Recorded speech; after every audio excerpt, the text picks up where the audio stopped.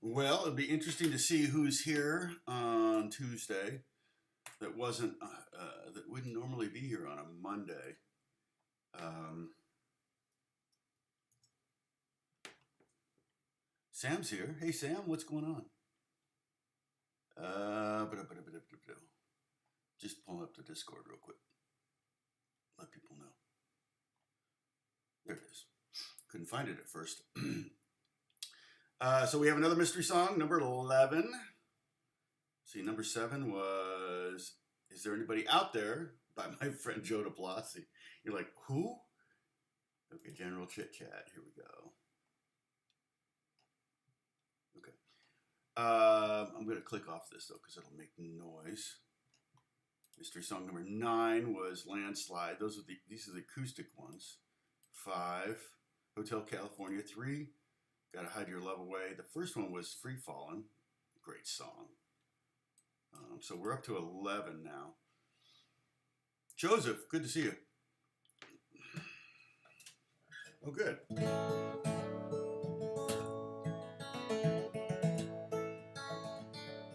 I got one mod. Let's get a couple more people here before we get started hitting. Acoustic, capo, 2nd fret. So far. Those are the first 3 clues. It's acoustic, it's capoed, capo's at the 2nd fret. Standard tuning, 4. Do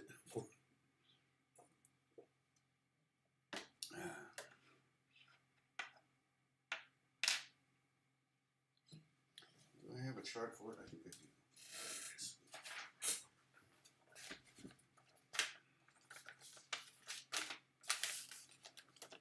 Just in case I need it, which I might, because it's not complex. That's kind of my point, is to try to make sure that I pick songs that are. The idea here is to kind of teach simple songs. Try not to get a copyright infringement. So far, that's only happened on the Pink Floyd song, and that was just for like 1 minute of the song, which was weird because I didn't really play the entirety of it till the end of the video, and it was like a minute that was in the first 30 minutes of the thing. So I just had them snip it out, and then I got to keep the massive amounts of royalties I get from those. How much have I made from that one? I'm kind of curious. Actually curious about what the last one did. 1,000 views. That's not bad. I mean, it's not great. Let's see. Is there anybody out there? There it is. Okay. Let's see. Analytics. Wow. Okay, I made $18 off it so far. I lost 4 subscribers, though, which is interesting. And it's gotten 4 views in the last 48 hours. So I actually made $18. Oh, well, maybe I made $18 because you guys gave me money.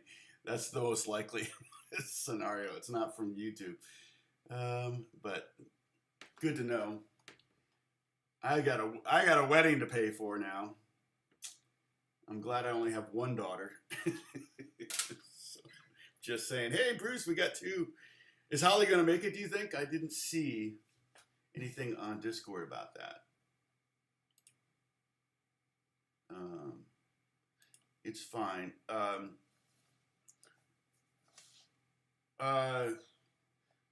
This might be, okay, another clue. This might be the 2nd newest song. I think Free Fallin's the newest, most recent song, which tells you that, yeah.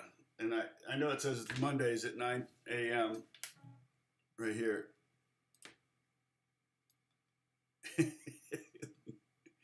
Normally that's true. But today, this week, not so much. Hey, Paul.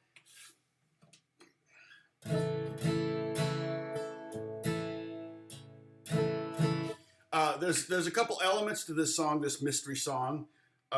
There's some chords, obviously. And there's a strumming groove that's pretty pretty iconic, and not necessarily easy and not consistent enough to really call it a groove for the song. But I did kind of chart out the first couple measures of how he plays it. In the video, he actually plays without a capo, which made me wonder if they sped the song up, but I don't think they did. In other words, if they recorded it in open, and then sped it up. Some people might say, Sam, the song's in a minor key. You could say that. I mean, I think it would end on it ends on the F sharp minor. So some people might say it's in F sharp minor key. That's the first chord. So that might tell you something. Thank you, Bruce. Bruce is doing the housekeeping. Hey, Renee, what's going on? Bob Schumann.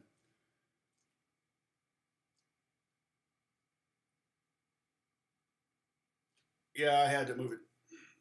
And I never did quite get what the composer wanted yesterday. So he's coming over on Thursday and we're going to work it out together. Not a bad thing. I work with him all the time. It was like, he says it's a real hard thing, like, trying to do over the internet, and not being in the room with him. And not having anything written out. It was like, do this kind of vibe over this music around these notes or something. And I probably did. I know I did on one part, the first session, I did 8 takes of mandolin, 8 takes of kumbas, 8 takes of 8-string ukulele. And then I did some 12-string and other instruments. So it's just one of those things where, hey, Barry, what's going on? It's just one of those things where it's just, normally you would go to the studio and do it and they would say, oh, no, that's not the vibe. Here, try that or this or that. And you would find it. But we were doing it kind of while he was working on one thing and I was working here. So, which is real. Oh, thank you. Thank you, Bruce. I'm going to, hey, John, I'm going to pin Bruce's message here, the Discord link. Thank you. Forgot about that. Yeah, we definitely have a lot less people because they're not expecting me on here. So the first chord is E minor 7. Does that tell you anything?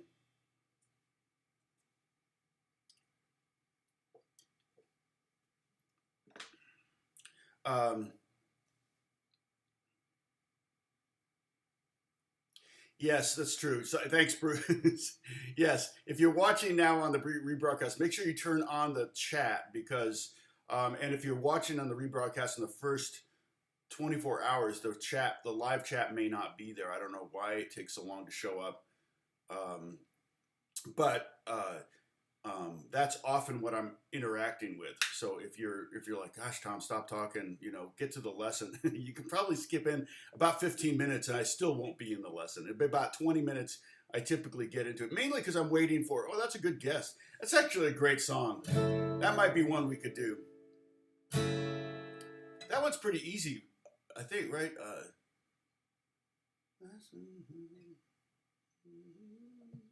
I mean, it's actually, he's so fine. That's a blatant case of copyright infringement, in my opinion. That one he was wrong on and he paid for it. So, and rightfully so. I think, it's one thing for him to be wrong. It's another thing for everyone else in the room to not say something, in my opinion. That's the problem of being a celebrity. Or one of the problems of being a celebrity is that you're surrounded by yes people that are afraid to offend you and lose their gig, whatever their gig is with you. I mean, this is true of probably any boss. You're probably not going to want to tell your boss he's wrong on a regular basis. He or she is wrong. I didn't mean to be misogynist there by saying he. Most of my bosses in my life have been women, just so you know. I've almost exclusively worked for women bosses. Oh my goodness, Peroni guessed it. Peroni totally got it. Yeah, you're right. It's F sharp minor 7. You're right, John. Yep.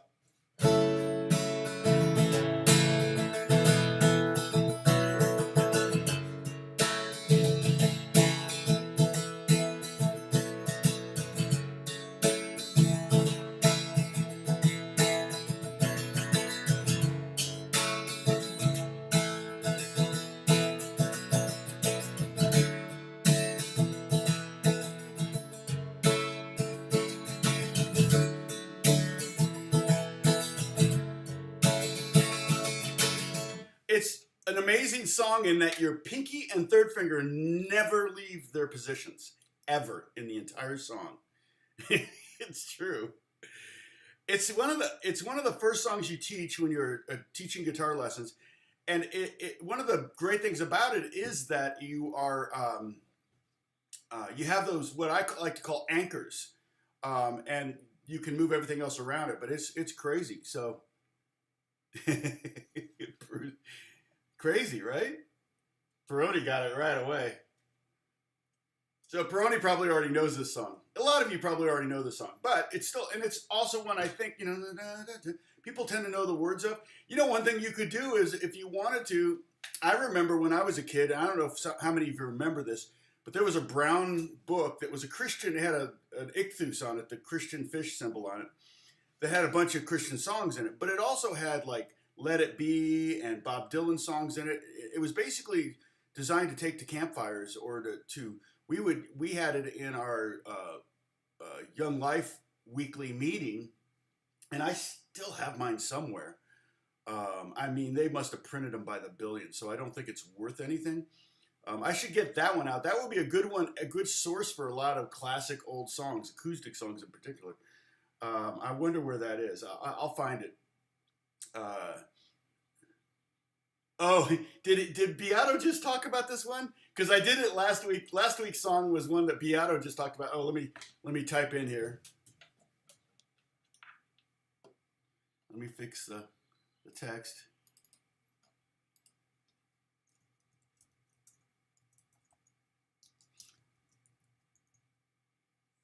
I don't think Holly's going to be joining us, huh? I can change the live stream.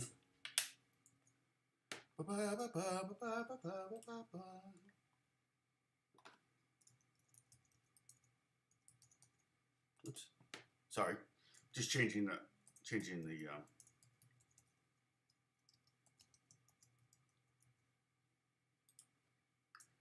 and I'll go ahead and do the hashtags while I'm at it. I always forget to do those. I think they may have changed it to 4 hashtags now you can put up there. All right. So let me grab I have the chords here for the verse. All right. Let's see. Oh shoot, don't want to do that. Yeah, this is what I want. And Bruce explained the other day on TikTok how my new notation, which is kind of hard. Well, hopefully you can see the dotted strings. If the string's dotted, it means you don't play it. Okay. So if the string going down vertically is solid, that means it's played. You strum it. If it's dotted or dashed or however you want to call it, it's more like a dash. Then try not to hit that string. All right. And then the dots now have fingers in them, which is again finger numbers in them, which is what it allows me to do. It's faster making these symbols than trying to get the numbers to line up underneath the strings. The only thing is I'm not giving you as much information. Like sometimes if you look back on some of my videos, there's 3 lines under the chord symbol. I'm giving you the fingers, I'm giving you the names of the notes, and I'm giving you the value of the notes or the relationship of the note to the tonal center. In other words, root, third, fifth, seventh, things like that. And I love giving you information. I love that. And I also love teaching. We can talk about the notes in these chords, and that's not a problem, but it's just not going to be part of the test. The goal here is just to be able to play a song.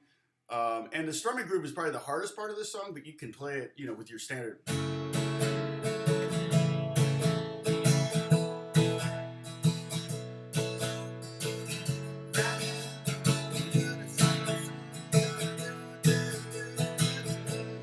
Play it with a standard strumming groove and not really have to worry about anything. Okay, so let's make the first chord, and by making the first chord, you're making 50% or 67% of every subsequent chord. Okay, so the first chord E minor 7, which is really going to be F sharp minor 7, but I'm going to pretend like this is the nut here, where this is the first fret, okay? You know me, I generally don't like to do that. I like you to know what chord you're actually playing. But in this context, it's very different, okay? In this context, you're learning the song. And the bottom line, the goal is to get you playing that song and not to confuse and cloud the issue too much, all right? Oh. Yes, dots replace X's, exactly.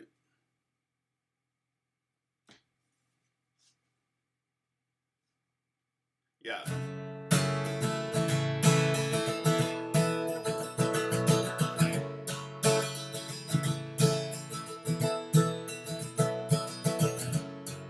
And I kind of guessed at the strumming pattern. Like I said, I think he kind of moves it around a little bit, but it's definitely got a certain feel. And I'm not exactly sure if the chords are pushed, meaning that they change on the 16th note before the next beat. So like one.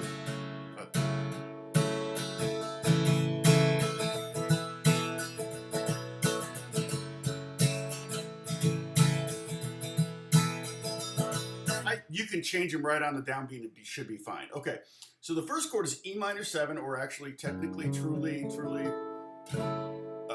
E, F sharp minor 7. But we're gonna pretend like it. So it's open, then first finger, second finger, open, third finger on the third fret, and pinky on the third fret. So we're on the open, set 2 2 0 3 3 0 2 2 0 3 3.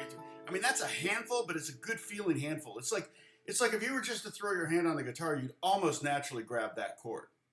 It's almost too easy, all right? Does that make sense? Hey, Mike, you're welcome.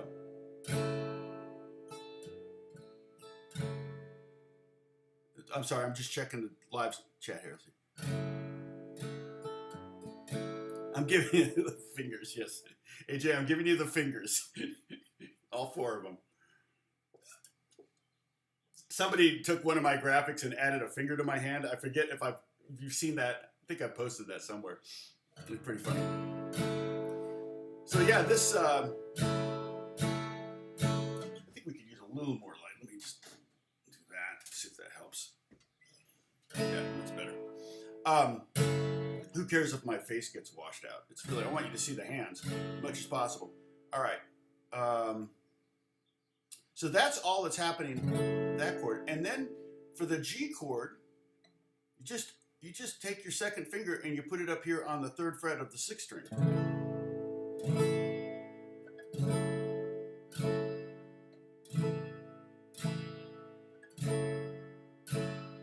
It's not a D7 sus, it's just a D sus. Did I write D7? No, okay.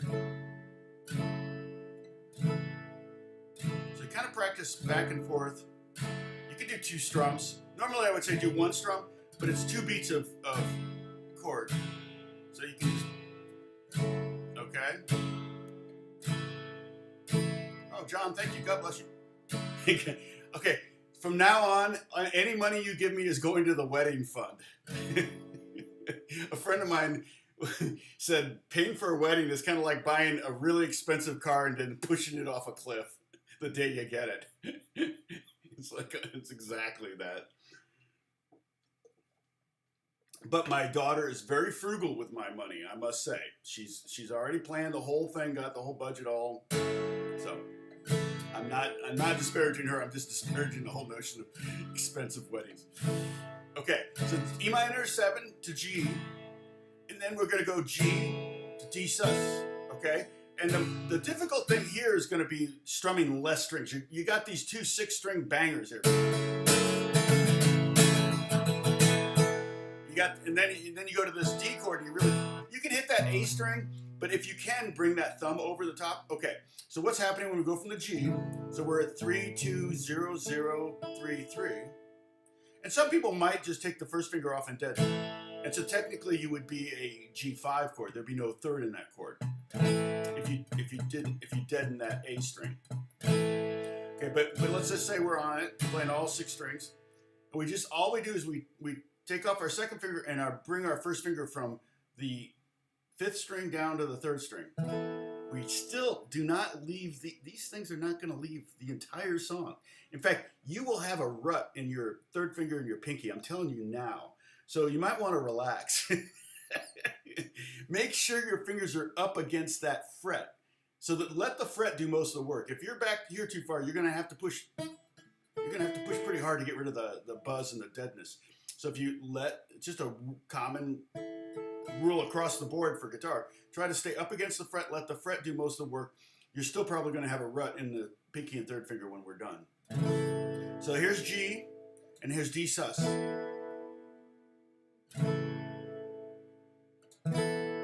So when transitioning from G to D sus, I use my middle finger on the G string. Oh, like that. Yeah, I think you go here though, and then just, it's like this first finger is going to go ba ba ba ba ba ba ba ba. First finger is going to just kind of hover there on the second fret.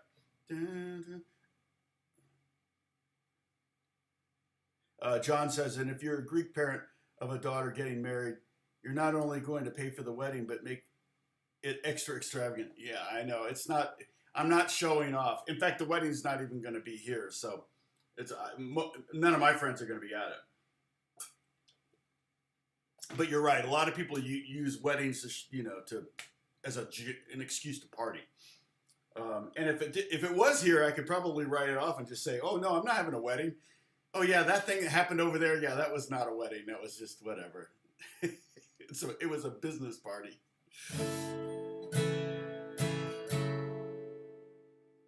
No, she's sure.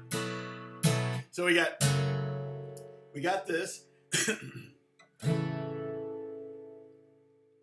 And then here, so let's go G again. G to hit 2 strums, then go to D sus. Bring that, take off the second finger, bring the first finger down, put the G back together.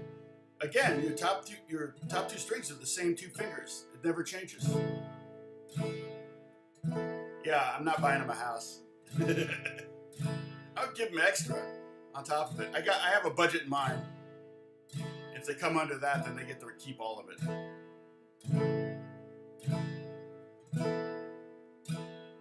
The money I had saved for was for college, not for a wedding.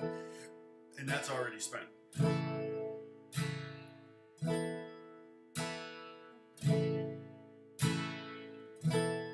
Okay, so that's the second change from G to D sus. And then D sus to A sus. It's like you took E minor sus or 7 and brought your first and second finger down. So D sus was nothing on the bottom 2 strings. So you're trying not to hit the bottom 2 strings. If you hit the 4th string, it's not a crime.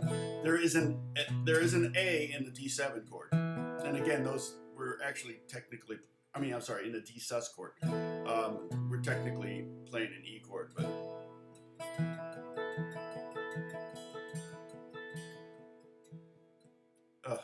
Yeah, you're only getting one wedding. You can get married as many times as you want, but you're only getting one wedding. Okay, so we have D sus, and then here's A7 sus. Okay, so let's talk a little bit about why is it A7 sus. And Sam, I debated. I thought, well, I've seen it as A7 sus, and I've also seen A sus 7. But A sus 7 sounds like you're suspending the 7th, which makes no sense, right? So I went with A7 sus because I think it's probably the standard. Okay, so what we have is an A, and there's technically what's very important here. I'm actually misnaming this chord, Sam, right? Technically, there's no 3rd here. It's very important that there's no 3rd here because we don't realize that it doesn't sound like a minor chord. We're in the key of E minor, well, F sharp minor, but E minor, G, D. And so it's very ambiguous. Thank you. God bless you, AJ. It's going to the fund. It's very ambiguous as to what key this song is in. Because this could very well be an A major chord. You could be. In fact,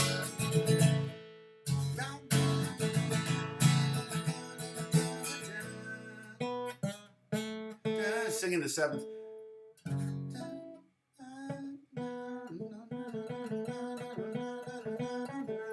Boy, it's a very simple melody, isn't it? 3 notes.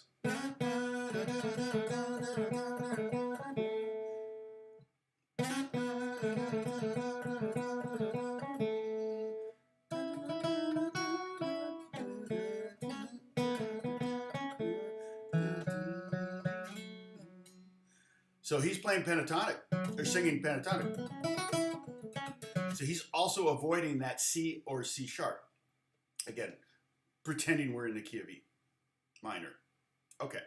So, I could technically, I don't think an A major would offend me if I...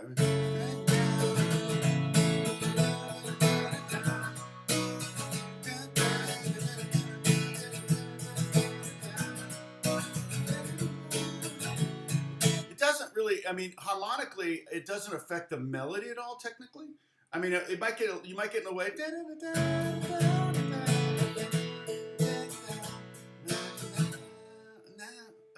First time it just stays on it. Oh no, it goes to. Then you get the first clue that we're not in the key of D. We're actually in the key of G. When you get that C chord, but the C chord acts as what I always call when I'm writing pop songs, particularly pop songs that have more than 4 chords in it. I call it the money chord. If you can't have a money chord in a 4-chord pop song because it's the same 4 chords, no chord is going to surprise you. It's that 5th chord that often is the money chord, and I think that C2 chord is the money chord. When that moment happens, it's like, oh, and that actually may be the moment that somebody decided to buy the album. That sounds crazy, but it's there's. For every song you've ever bought, for every album you've ever bought, for every song you've ever bought, I've bought albums without hearing any songs on it. Well, all of us have done that. Maybe, to our detriment. But if Led Zeppelin came out with a record, I bought it. If the Beatles, obviously came out with a record, I bought it without listening. If people would line up for the new U2 record, or the new Beatles record, or the new Zeppelin record, or the new Elton John record, or whoever. Taylor Swift or whatever. Some people will just buy the record sight unheard, sound unheard. Hey, Mugu. Yes. Mugu, you're too late. Mugu's too late to guess the song. Yeah, this wedding's not going to be too bad. Just so you know, I won't be in the poorhouse for long. But I just paid taxes. I pay quarterly because I'm self-employed, and I had some unexpected benefits last year, some unexpected financial, windfalls that I'm not,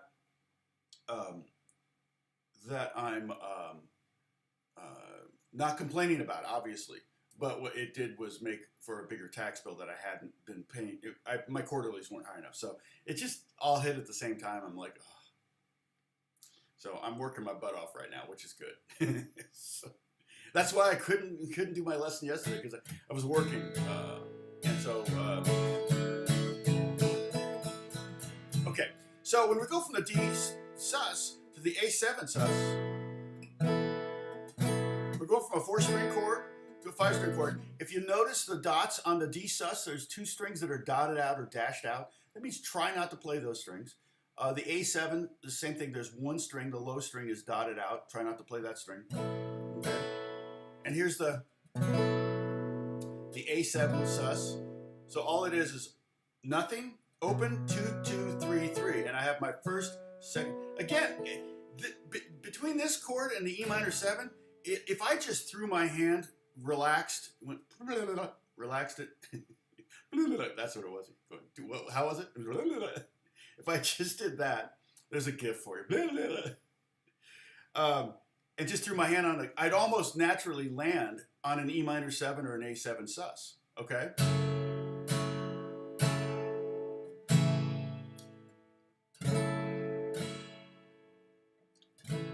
Oh, jeez. So John, who's a dentist, sprained both thumbs skiing. I'm telling you, Alex went snowboarding for the first time a couple weeks ago with his friend, Free. And Free's dad, his name is Free.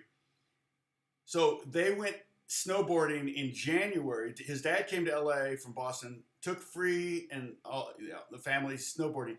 in the first 5 minutes, Free was doing something stupid on the board, and he broke both of his wrists falling backwards. So then Free's dad last month paid for Alex and Free to go snowboarding because Free missed out the whole weekend. And Alex, I was so paranoid. Alex, be careful. And he's pretty careful. He doesn't want to break both his wrists. That would be bad. And for John to break it or to sprain his thumbs, that's really tough because you got to hold, you might have to create some. Actually, most dentists I know are very inventive, but you might have to create something that actually holds the tools really steady. You don't want to slip. I've always imagined getting that, when they're poking at the teeth, I always imagine it going through the cheek or something, but that's never happened. Not with me anyway. Okay. So, John, maybe that's happened to you. Maybe you've done that. I don't know.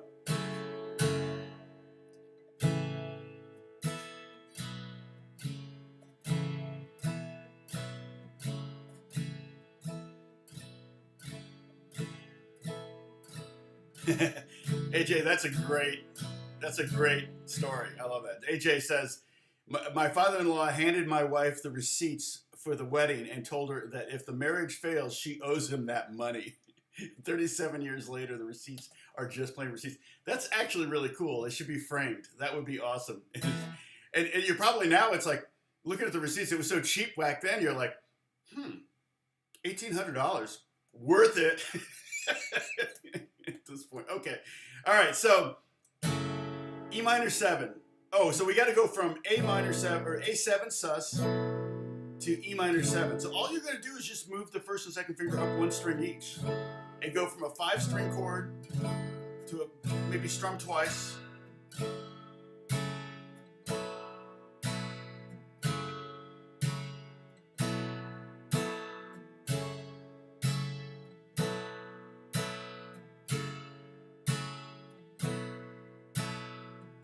I'm sorry, John, that's bad. Okay, so let's go E minor 7 to G, to D7 sus, to A7 sus. I'm sorry, I said D7 sus tonight. I meant D sus. You messed me up, Sam. E minor 7, G, D sus. Yeah, right, AJ. A7 sus. E minor 7, G, D7. Now, the groove is a 16th note groove, meaning we're going to play all the 8th notes down. And the tempo is pretty slow. If a song is a 16th note groove, the tempo is going to be pretty slow. You wouldn't have you wouldn't have a bebop tempo for 16th notes. I made that mistake as a kid. I thought all those Charlie Parker bebop tunes are like, it's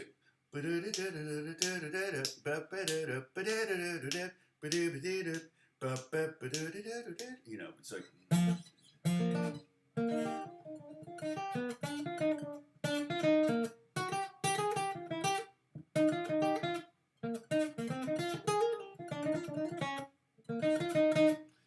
I thought it was, no, it's, because when I transcribed it, when I took down the notes, figured out all the notes and wrote it out in music, which is, by the way, a great way to help you learn how to read music, is to go ahead and start writing things out in music notation. It'll slow you down. It's like 10 times slower than tab, but eventually it becomes 9 times slower than writing out tab. Then it becomes 8 times slower than writing out tab. And then and slowly but surely you get pretty good at writing out music.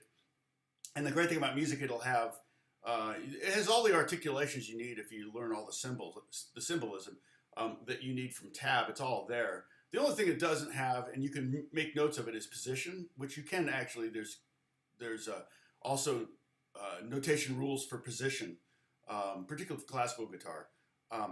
But I figured out all these Charlie Parker tunes thinking that it was like 120 or 150 or something, and it was really 300.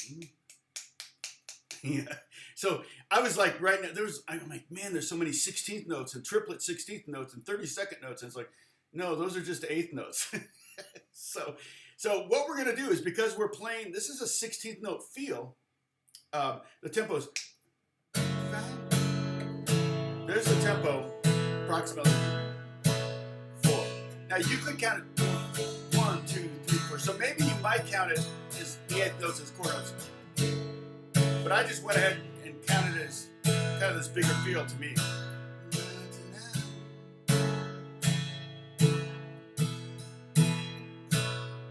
Okay, but so if we want to, we can practice. You notice when I was doing that, okay, this is really important. I was bouncing my hand in between strums because I'm envisioning or imagining myself playing an eighth note feel.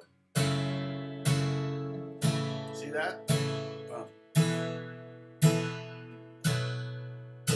Roll the tape back. Pretty sure I was doing it.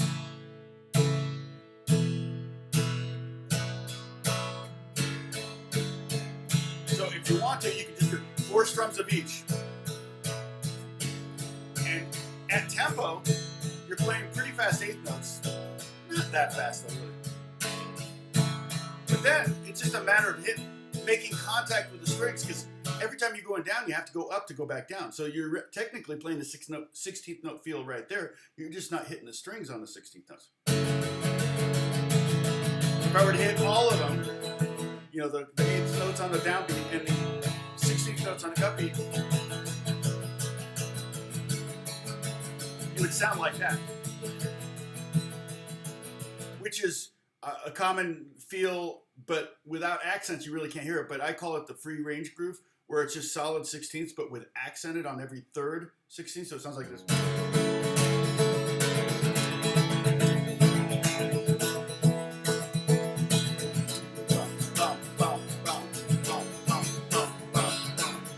So there are feels that use solid 16th notes. That's not uncommon. Excuse me. Okay, so but the groove is more complex. I'm gonna go to the Discord. Has anybody said that? I'm gonna go ahead and go to Tom's lesson plans PDFs. Oh, thanks, Bruce. And I'm gonna drag all of the files I have for this song over. The first one is the chart, which, oh, that's so funny. Oh, I hate that it did that. Okay.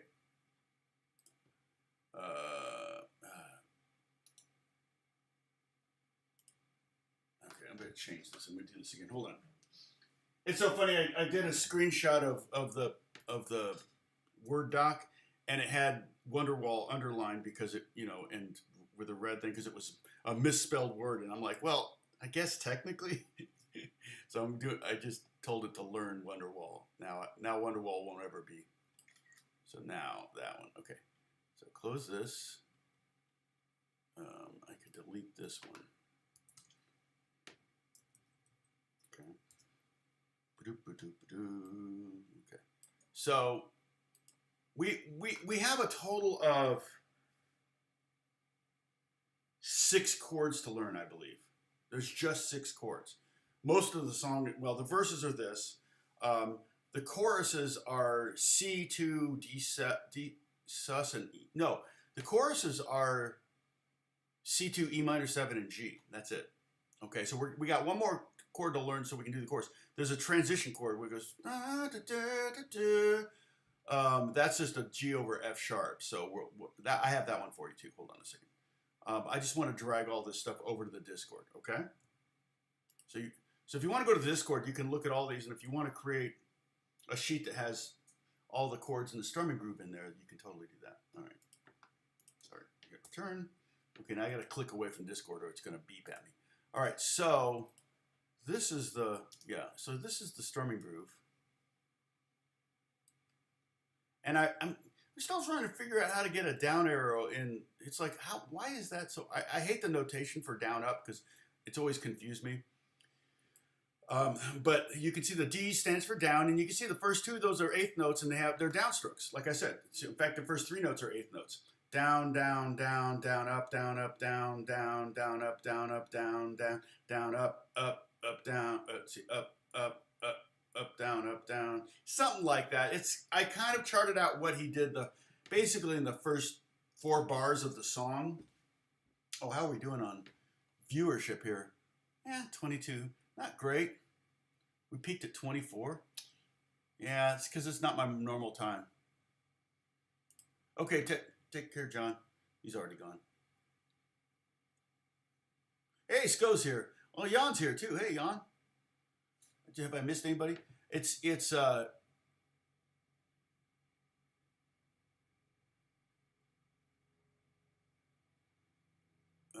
see. Paralysis by analysis. I bought a piano ear training course. Oh, right now I'm listening to intervals between major second and minor second. I have to distinguish them. It's work, but it's time. Yeah, and it's one thing to, you know, that's a minor second. That's a major second. Yeah, there's apps for that. There's ear training apps I've used. You know, my ear is not great. You would think after all these years of doing music for a living that my ear would be amazing. It's not particularly good without a guitar in my hand. If I have a guitar in my hand, it's better because I can I'll find stuff fast. I'll find stuff faster than the average bear. But I'm using a G7 capo here, by the way.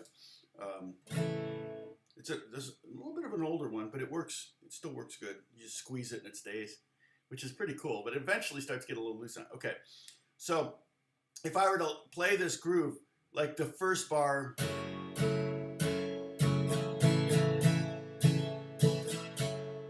if you were just to loop it, it would be like that. Down, down, down, up, down, up, down, down, down, up.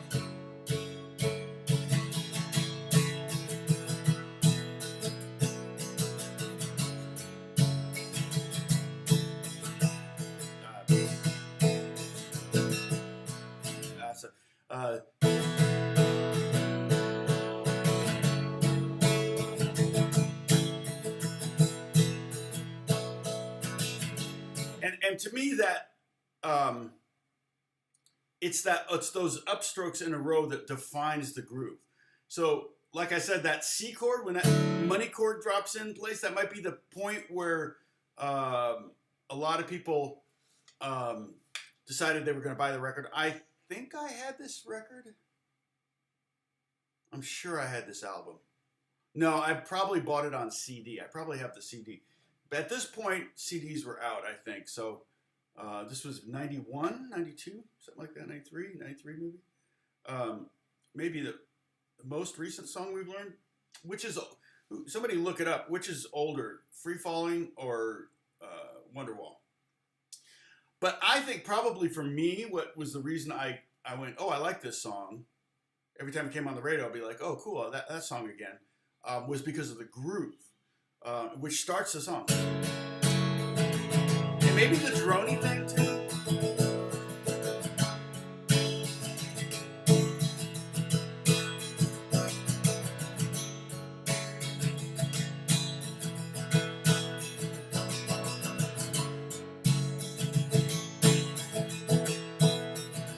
It's not an easy pattern to get down. One of the things you can notice about it, though, notice into the chord changes, into the G, into this D, even kind of into the A, and then back into the E. There's 2 16th notes, or in the case of the going to the E, there's 3 or whatever. But that's that cheater thing, right? When you're like,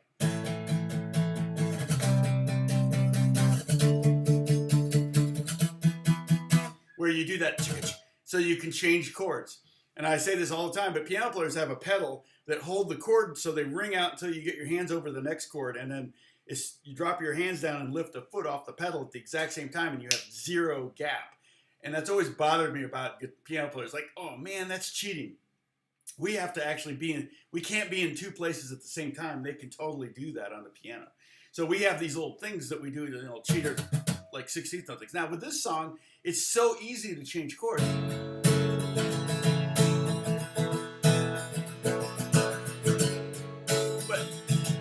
That 16th, that shuffle right before those 2 16th notes, right before the chord change, really does help mask that change. And and I'm going to do a video on. I've got a video coming out that I just recorded. I think I'm editing it now. If I like it, I'll post it. 10 tips for finger pickers, and then I'm going to do 10 tips for strummers. And one of the tips I have for strummers is just to keep going even if you can't change fast enough. In other words, this is a good example. If you can't change chords fast enough, nobody's going to sing along with you at a campfire if you're doing this.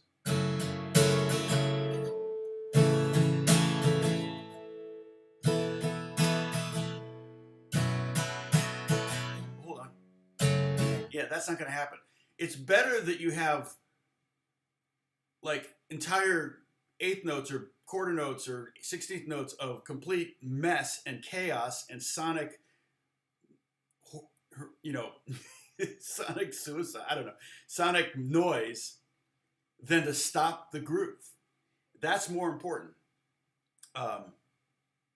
Okay, so this is definitely the newest song we've ever done. That's cool. I didn't realize there was such a disparity. I thought they were around the same year, but that actually makes sense now. I mean, Wonderwall, so 95, and Free Falling was 1989. Wonderwall was like they were a 90s band. So, and then Patty was around in the 70s or mid 70s, and Free Falling was like a late hit for him. Like to have a hit 15 years after your launch is pretty amazing. Anyway, so like I'm saying, if you can't change chords fast enough, keep the groove going. Okay, I'm just going to say I got the groove down, but I don't have the chord change, which is probably the opposite of what everyone's going to have. They'll get the chords down, but the groove they won't. But I'm going to play the groove, and I'm going to be late on the chord changes. I'm going to try.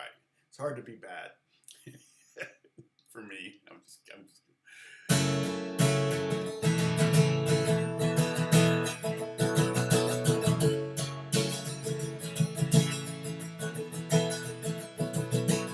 just I'm just a little bit late getting to the chords, but you can see where it really doesn't matter. You could still sing them. Right now.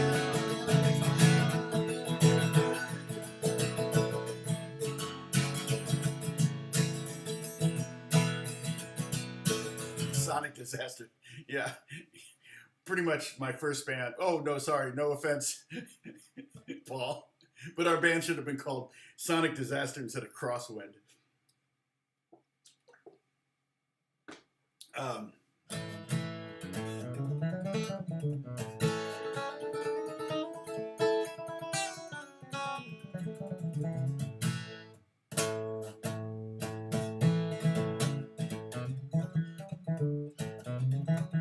can't float my hand.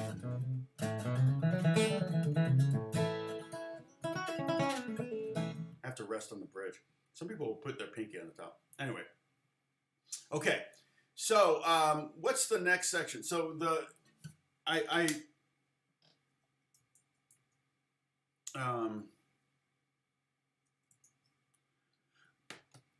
so I did this. This is basically the roadmap of the whole song. Okay, you've got the intro, which is what we've already learned. And it does, again, classic, 80s, 90s songs. Pretty long intro. I would guess that's close to 20 seconds right there, maybe more. And the verse is the same thing, but it does do that C, D sus, and A7. Did I do that one? Let's see. Is that this one? No. Oh, I didn't. Wait, did I not do that change?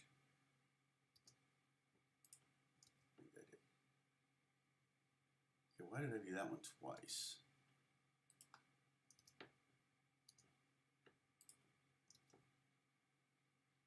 Huh. I meant to do that one bar, or those two bars there, the C. I didn't do it. I could do it really quick. I may create that later, but we got to learn the C2 chord. But for now, what I'm going to do is I'm just going to show you the C2 chord. When we get to the pre-chorus, I think the pre-chorus, where's the pre-chorus? Here's the pre-chorus. Okay, I'll drag this over. Pre-chorus has the C in it.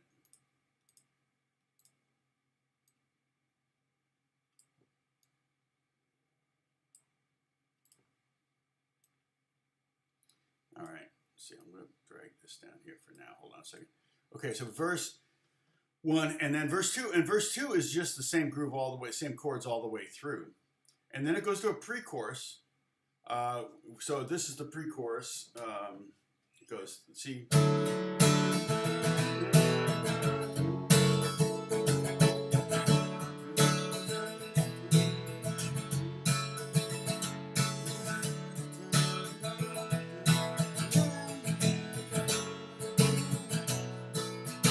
He's kind of got 2 bars of A7 stuff, and there you just kind of, again, I could transcribe every bar of the strumming group. It's not terribly consistent.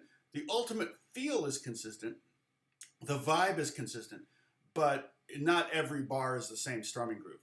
But then you'll notice too, when I went to the G, when I knew I was going to the F sharp, I didn't make the full G. I just went ahead and just grabbed this. And I went to the E minor 7. Okay? And it goes, the chorus is just.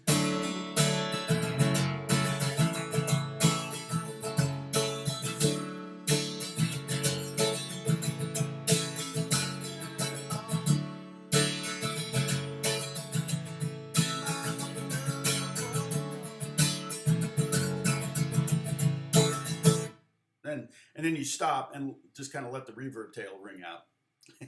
No reverb tail at a campfire. Okay, so that's the roadmap. It's pretty much, this repeats at the bottom. The chorus repeats it many, many times. With the piano thing at the end and stuff. I would say those 4 bars repeat probably 8 times at least, maybe more. And then it just ends on an E minor 7 chord, which is kind of one of the clues that it's the song's in the key of E minor. Well, and really the key of F sharp minor because of the capo. Okay. So, the pre-chorus, okay, so I'm going to make this smaller. Move this over here. Kind of keep track of all our stuff over here. It's probably a better way to do this. I could have created multiple screens. I kind of chopped off the top of those, but let's work on the, oh, sorry, I'm been away from the chat for a minute here. What's going on? Anything I need to know? No, okay.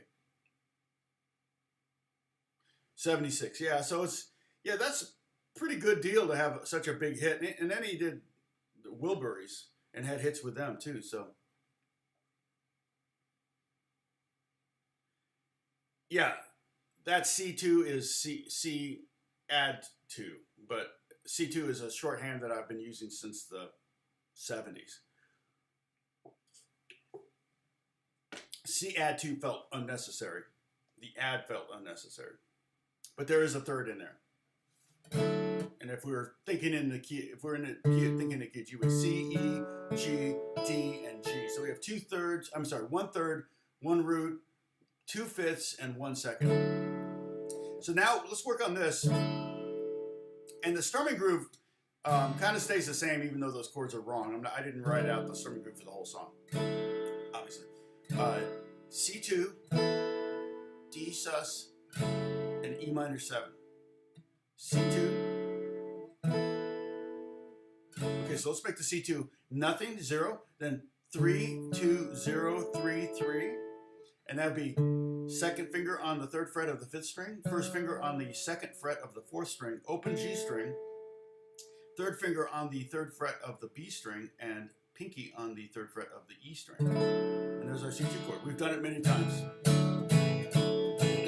Easy to go from that to G. But we won't be, well, we do, no, we don't do that. We go to D sus, and then we go. So, C2. And the song's about an imaginary friend coming to help. So, C2 to D sus. So what we do is take, kind of like going from G to D sus, we take off the 2nd finger. I don't want to stick it out too much because then I'll be flipping you off. And then we move our 1st finger down 1 string like that, from the 4th string down to the 3rd string. And then we try to play, again, we try to play less strings. Now, again, you'll notice the dots have the fingers on them. The black dots have the fingers on them, and then the dotted out strings are, hey! Nice, Holly. Now, you know this song already. Have you performed this song before?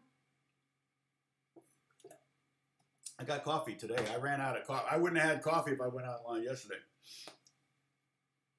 because I drank it all while I was working. So we're gonna do the C2 to D sus to E minor. We're going to be on E minor for a whole bar instead of just two beats. So we can go 1, 2, 3, 4, 1, 2, 3. Main thing to practice, I'm muting with my thumb. If you can't do that, I understand. You don't. If this sounds like this, you're going to need to have your thumb behind the neck until you can kind of get your fingers so they can grab the chords without needing the thumb behind the neck all the time. And I still put my thumb behind the neck on some chords that are difficult chords, but it's not. A lot of times I use my thumb as a tool to mute strings so that I don't have to worry about moderating my right hand too much.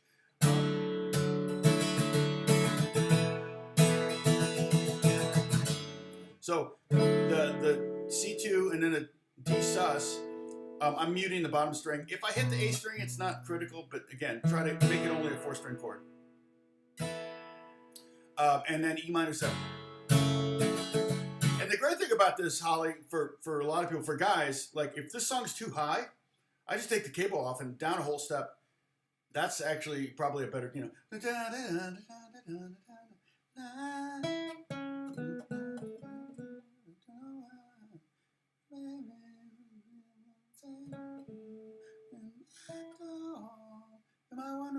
So that E note's the highest note in the song. It's a very simple melody. It's pentatonic. Did it go up to that note? I can't remember. But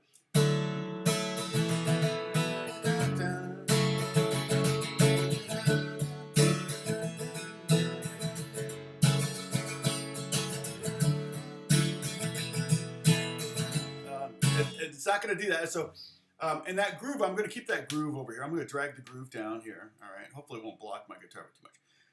I should have, you know what? Let me do this real quick. Hold on. I can fix this kind of. Oop. Duplicate. Crop it.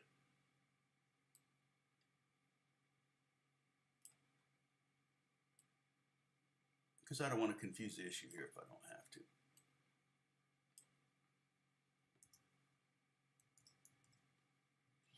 All right.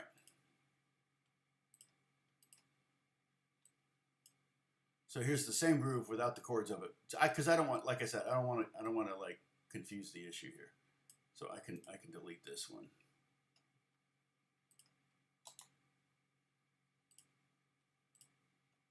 All right.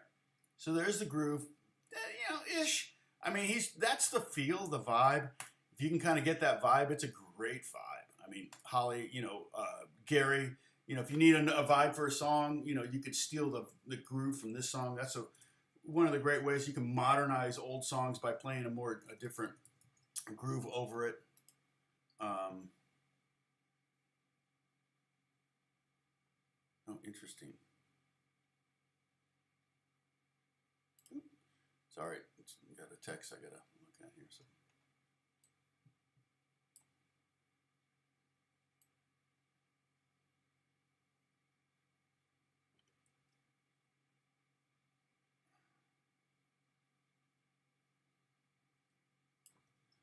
All right.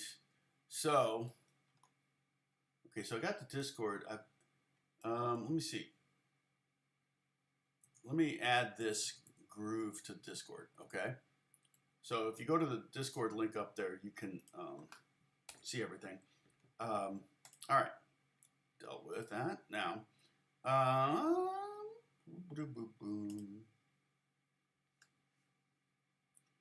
let's see. Okay, so then there's the end of the pre-chorus. Yeah, right here. All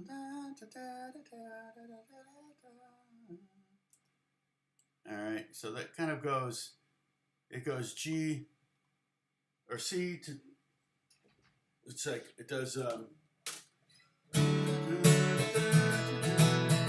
minor 7, C2, E sus, and then again, but then this time you're going to go to G.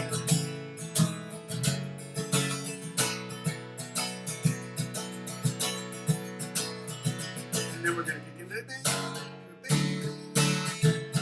I'll show you the chorus in a second.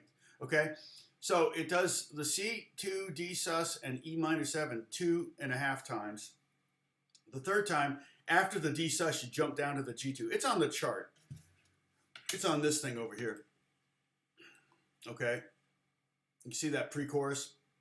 C2, D sus, E minor 7. C2, D sus, E minor 7. C2, D sus, G over F sharp to F, E minor 7, and then A7 sus. Okay, so let's practice that transition, okay?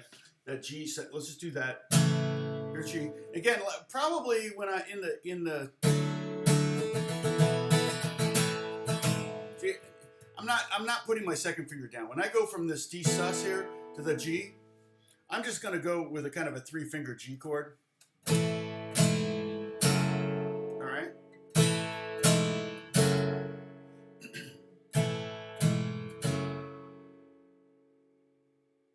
Oh yeah, there's a million covers of this song. Yeah, but I've never heard of Boyce Avenue. And then it goes to E minor 7 to that. Both of these chords, just like I was telling earlier, Holly, if you were just to throw your hand on the guitar, you'd probably land on an E minor 7 chord or the A7 sus. They're just, it's like the most natural chord to grab with 4 fingers. So if you want to practice C2, D sus, then G over F sharp to E minor 7 to A7. You can make a loop out of that.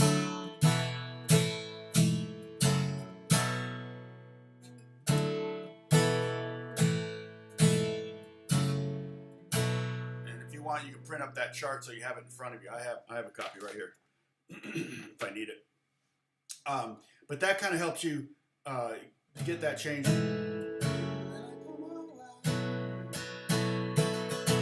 Sits on that A7 for 2 bars.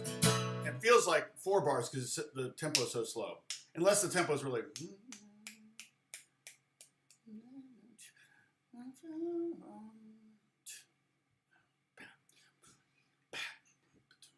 Yeah, I don't. I think 1, 2, 3, 4.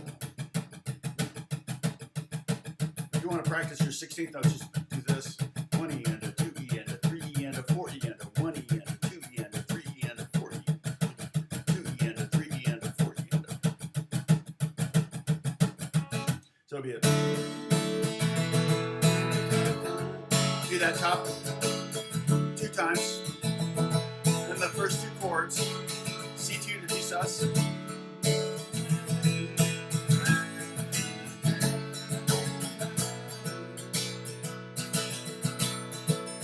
Go to C2.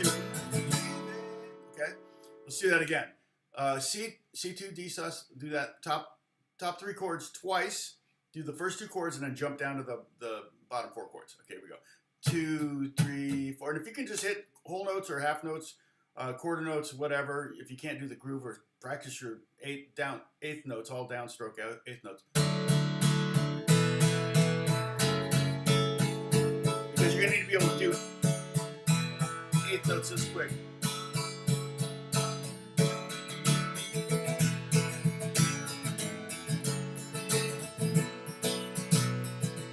We can do it again.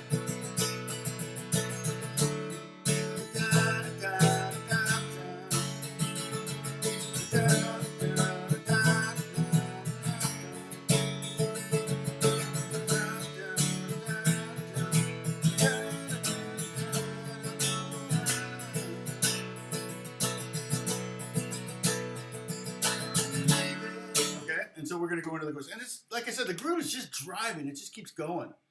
And I kind of, it's kind of the hip-hop groove. It's like, there were a lot of bands that used it. I'm trying to think of some other songs that used it back in the 80s. Or no, I'm sorry, in the 90s. Hey, Max, what's going on? Welcome. Good to see you. Anybody else new that I missed, this didn't say hi to? No. Okay, so now let's see. I'll make this small. We're gonna get the chorus, and the chorus is simple. I'm digging and again, our pinky and third have never left the guitar at this point. Never left the guitar. Oh, I gotta click away from. Anyway, there's something I want to do. Click away from that. I also posted a new bluegrass jam track, but I got copyright snagged, so I'm holding it for 30 days until they can get their act together and stop doing that to me. But I sped up. I went to 140. I'm actually going to do one for 80. So I'm going to go down 20 ticks from the 100. I feel like that one will be pretty popular too. So it's not hard for me to do, and it's just a basic, simple revenue generator. What do I want? Okay, I want this. So where is the chorus? No. No. It's always the last place you look. Oh, this is it here. Okay.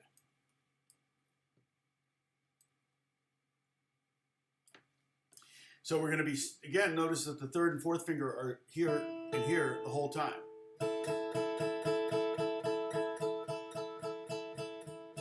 If you wanted to, you could tune the guitar up to a minor third. Don't do it. Turn the top two strings up a minor third. I wouldn't do that. And then you play them open.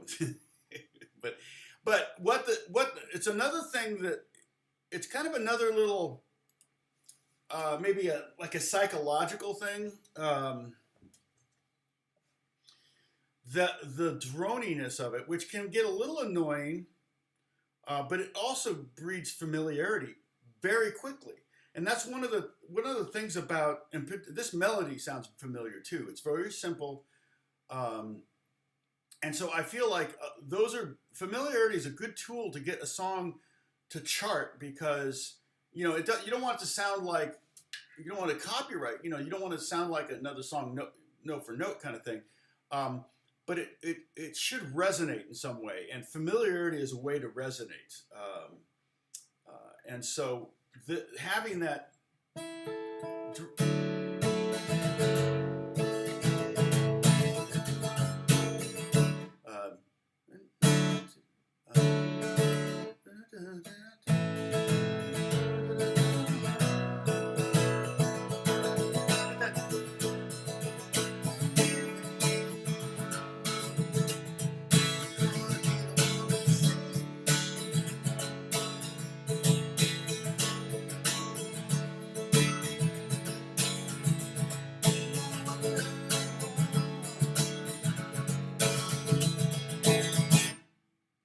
That's the only time it does that. Okay, the very first chorus, it stops on basically on the one E and a two E and the of beat 2 on the G chord, and then it just lets. It's a drum fill. It's actually one of the best drum fills. I wonder if Rick Beato, when he did the best drum fills, if that was in there. I can't remember. But the song is kind of swingy. It's kind of got that kind of a kind of feel, and that's kind of what your guitar is almost kind of doing a little bit, especially in the second bar. But so we go from C2. When we go from C2 to E minor, we are going to move our first finger up. So we're on C2, nothing on the bottom string, and then 3, 2, 0, 3, 3. So second finger, first finger, open, third finger, fourth finger. We're going to move our first finger up a string, and we're going to bring our second finger down. So we're going to have to move our first finger up a string and then kind of slide down this way a little bit to make room for that second finger. And now we have a 6-string chord. And then we have another 6-string chord when we go to G. So we're going to go like that. And again, just so you don't have like horrible ruts in your third and fourth finger here, which you can see I do, let the fret do most of the work there. Keep your finger up against the fret, and only really, I mean, it's hard to do, but basically just try to make sure that the string has contact with the fret.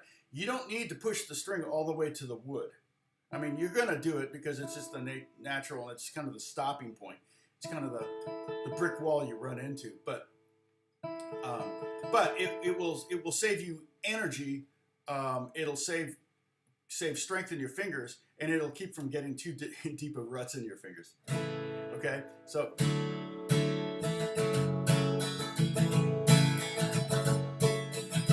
We're going C to E minor, back to G, back to E minor.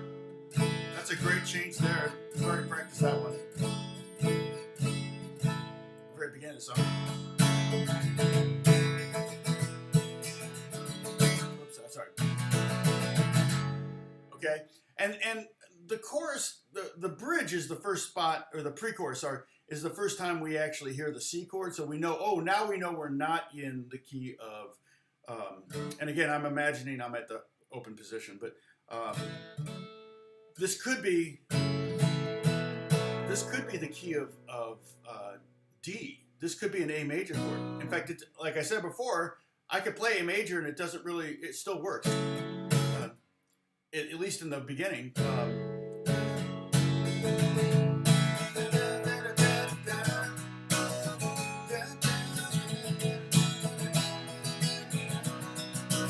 I've heard people do it that way.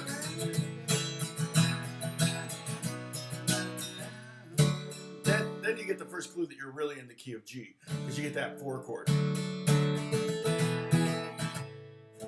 A wonder brick wall.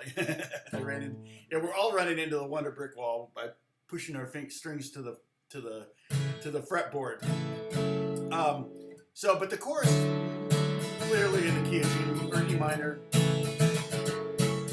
mean, because the song ends on an E minor, you could say the song's in E minor, but you could also say the song's in G. Of course, we're up a whole step, so that would technically be F sharp minor or A major. All right. Oh, thank you, Sam. Happy Easter to you too. Is this Sunday? Yeah. Oh, that's awesome. That's so awesome.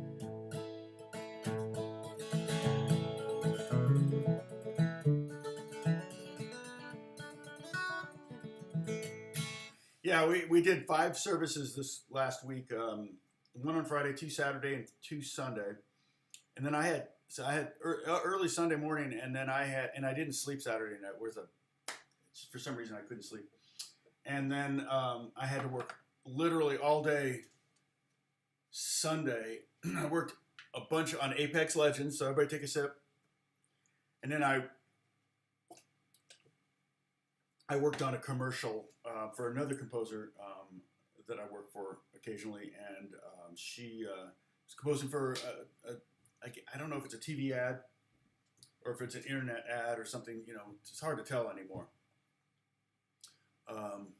But that's awesome. You got that your dad got there, and part of it was COVID, and part of it was he had hip replacement. Right? Was it hip replacement or knee replacement? I can't remember.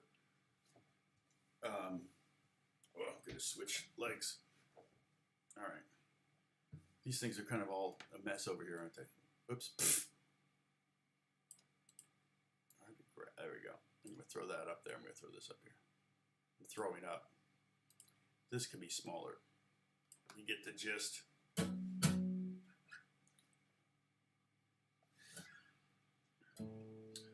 Oh, you watched this? Oh, yeah. Oh, you watched the service? Yeah. I think it's theshepherd.com. It was a big group of kids, and then 4 of them tested positive for COVID on Monday. so was it Monday or Sunday? So afterwards, it's like we had a lot of people there, and I'm like, dang it, I've been exposed so many times, and it's like, but yeah, it was. It was good. We actually did a Kanye West song, Hallelujah, that we opened the service with a Kanye West tune from his worship record. Kanye's a mess. But, you know, to be honest, most Christians I know are messes. That's why they're at church. If you're perfect, your life is perfect, and you got all your ducks in a row and everything, yeah, who do you need? You don't need anybody. That's why Jesus said it's easier for a camel to get through an eye of a needle than for a rich man to get into heaven. And why did he say that? Is it because it's a sin to be rich? No. He said because a rich person is content, right? And it's true. I mean, what do they say? There's no atheist in foxholes. You know, when you're struggling financially, like day to day or month to month financially, You know, you'll find people that are struggling in those situations or tend to be closer to God because they're like, they need the daily bread, and that's all God promises us, right? In the Lord's Prayer, give us this day our daily bread. You know, and if we have yearly bread, that makes it really difficult to need anybody, and that's true. That's a psychological truth. That's not something that's just a spiritual truth. But Paul. So thanks, Paul. Why is barring with the pinky? I don't know that. You mean barring these top two notes?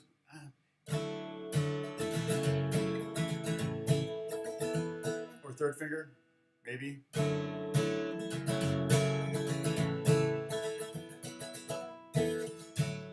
It's not horrible, but to me, that's some people have, you know, like they can bend, like my pinky. Actually, my pinky does. My index finger will bend backwards like that a little bit, but the ring finger, on my ring finger, it will not bend backwards. So that's it. So I can't really bend, arch, and give me more reach with the other fingers because I can't bend that joint backwards. So that may be the reason for it. Oh, you had that. That's right. Yeah, that's right. Yeah, that's right. 2 years ago today, he was on a ventilator. That's right. You had the hip replacement. See, that's something your dad should have had, not you. Sam, was that, do you think that was, are you a skier? Was that, you think it was, my friend Joe got a hip replacement and he thought it was because he did a lot of skiing back in the day and it was just really, moguls are really hard on hips. Yep, daily bread, daily sustenance. It's pretty much what I think of when I hear the term daily bread. Not literal bread, but daily sustenance. Dad's hips are fine. So it's not genetic.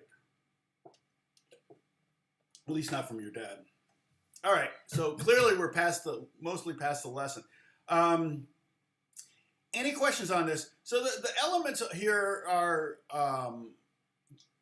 the takeaway from this is that we've got the chords that are very simple in that you have these anchor fingers here.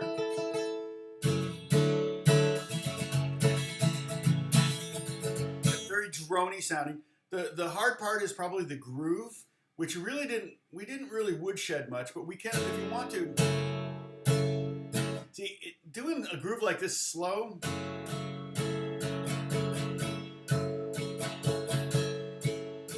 If you just did that. One thing too, just so we're going back to the verse. Let's just go back to the intro and the verse. Let me drag this over here. Make it tiny. Here's the intro verse. This is how the song starts. If you wanted to just kind of imitate that, either the first two beats, which would be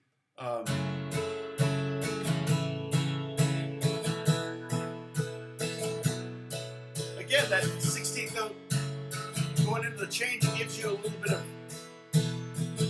hiding of that transition. Okay, again, that's so often why guitar players will do the 16th notes leading into a chord change, because it gives them a little bit of scratch or whatever, distracting people with the strumming so that you can get to the next chord. Because it's like when I always tell the story about when I did that session, it was like an F sharp and I'm playing, and he wanted like this song.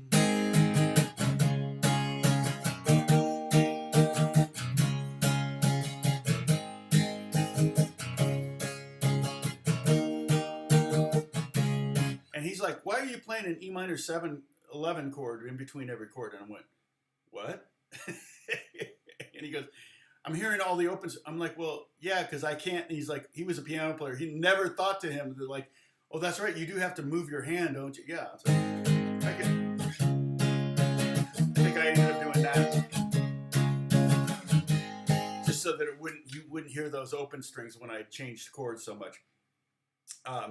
But that's the little trick. But if you just want to do a groove that's just simpler, down, down, down, down, up, down, down, down, down, up, down, down, down, down, up, down. You can do that.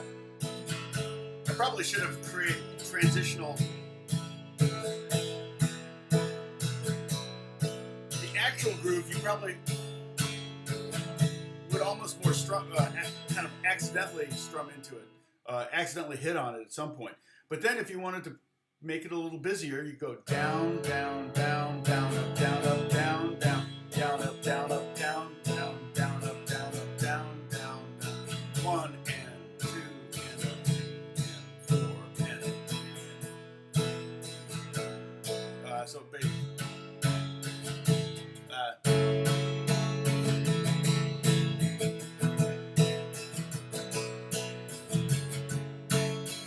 You just did that. So basically what I'm doing there is if you just look at the second two beats, the down, up, down, down, down, up, down, up, down, down, down, up, down, up, down, down. The second beats 2 and 3 of the first measure would be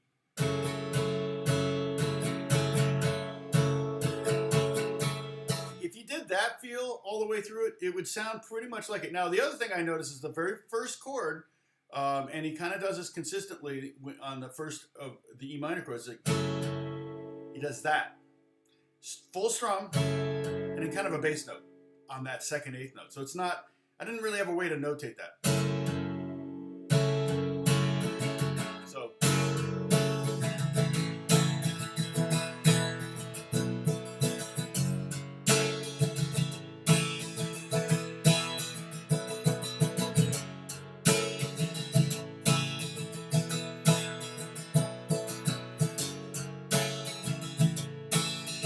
But if you just did the down, up, down, down, down, up, down, down, that pattern alone, just those second two beats of the first measure, it would sound like this and totally sound like the song. And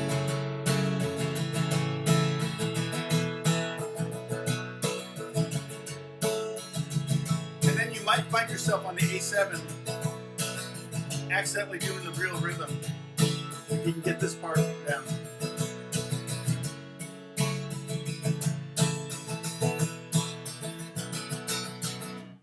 So, like I said earlier, I filmed a video but it took me a while. This one took me a while to do. And I thought about doing 10 videos, 10 short videos, which I could have totally done. But anytime I've done a series, the first one will get 3,000 or 4,000 views, and then everyone after that will get 1,000 views maybe. So I felt like, let me try to do more of a diatribe, for lack of a better word. Hey, Catherine. Oh, perfect timing. Well, and I'm just chit-chatting with. Hey, Catherine, what's going on? Good to see you. You gonna put those clothes away in the corner there? Of course, I pointed the wrong way. I'm looking. There we go. You gonna put those clothes away?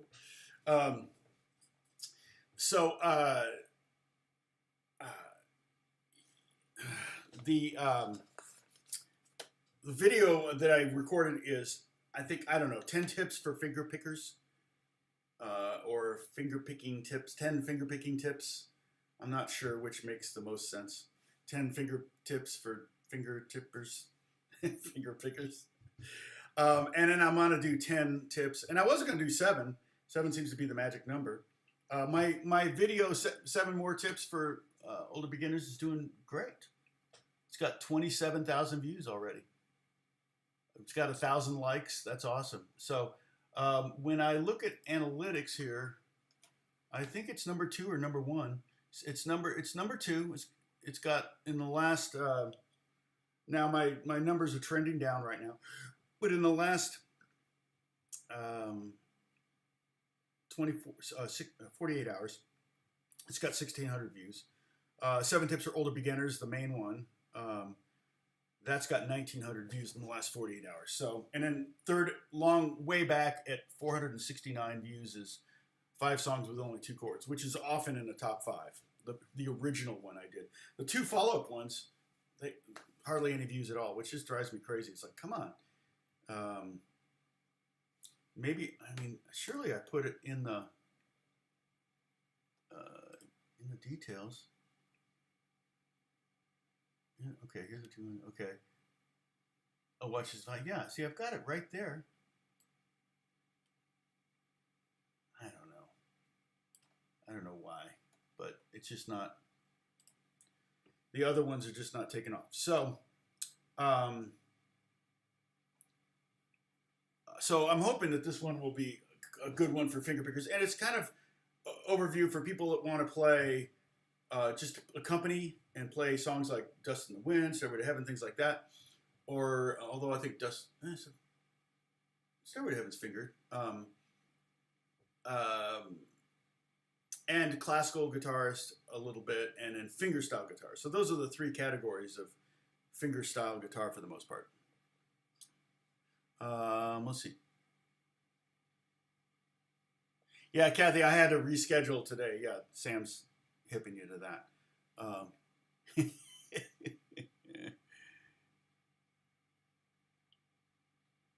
So yeah, I was working yesterday. Didn't quite get what the composer wanted. Not a bad thing. I mean, it's really hard to work sometimes remotely. Normally, I would. He's actually going to come over here because I was using so many instruments, and we're still trying to maybe find the right instrument, the right combination of instruments. In fact, that reminds me, I want to try. I mean, I'm thinking about. Let me see. I'm going to go to Craigslist. Because I bet you this is one of those instruments that people buy and they get rid of.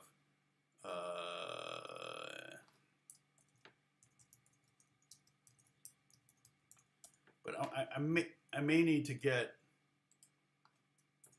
at some point a hammer dulcimer. Yeah, here's one. Custom. I just the thought of having to tune all those strings with a frickin' one of these is just a pain. Custom works for a stringed instrument comes with complete hammers and chord. Where is this one located? I don't know where that is. Where's Libby? That's not California. Oh, no. So why did I end up in Spokane? That's funny. That's not what I wanted. Okay, let me go back. So there's and a hammer dulcimer technically is more of an instrument almost for a percussionist. Percussionists, when I went to college, and the percussionists, the best piano players in, Craigslist, Los Angeles. For some reason, I'm in Spokane.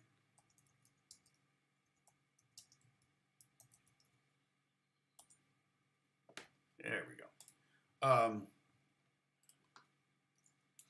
Let me just enter dulcimer. Yeah, that's just a regular dulcimer. I got another place to look. My secret place. You know what that is, right? Don't outbid me. I'm going to shopgoodwill.com. If I enter dulcimer, they'll have 1 million dulcimers. I know that. Oh, here's a hammer one. Interesting. Is that really? They wrote the notes on there.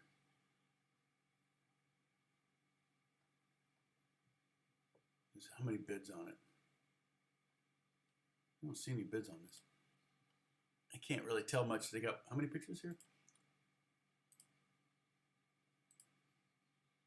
Looks pretty old. Oh, the strings are really old. Oh my gosh. Imagine changing strings on that.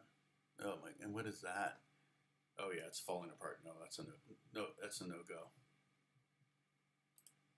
But Shop Goodwill is a great place to get cheap instruments sometimes. There's a strum stick. Well, there's another one. Where they get? Yeah, that's not what I want. That's a tape. Yeah. So yeah, I'm kind of thinking for scorers, it's a really good instrument to have. It's the one you play. It's a tabletop one you play, with the mallets, and it would take a lot of practice. You saw it on Discord. Okay. Yeah. But I don't think that's the sound that we're trying to get. Obviously, I actually did one pass where I played, but I could do it on the. Where's my mandolin? Hold on, I'll be right back.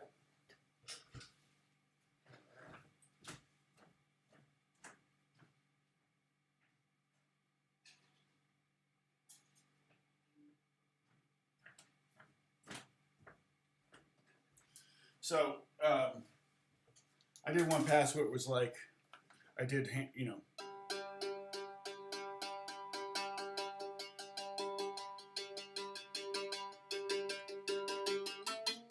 You know,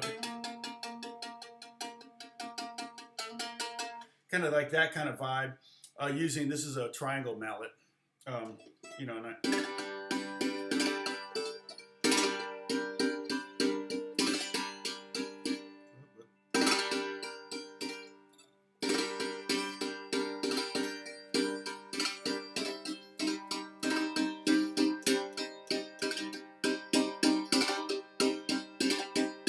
or I can flip it over, use the rubber side. It sounds really cool. It's like dark.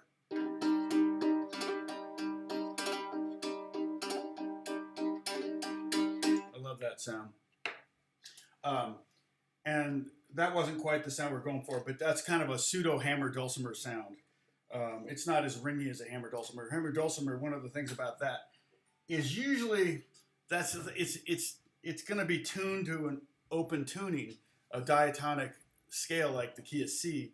So if they want, oh, we want to do it in C sharp, it's like you literally have to go through and 1-to-1 gear ratio. You got to go and change every note. It's like, you know, so I just have to buy 12 hammer dulcimers. So I have one for each key, and then just pull that one. Can you imagine? I'm sure that what's like people have harmonicas in every key, right? I got friends that show up with a case that's like this long, and they have all the main harmonicas they need. So, 5 through 7 tips for fingerstyle players plus 3.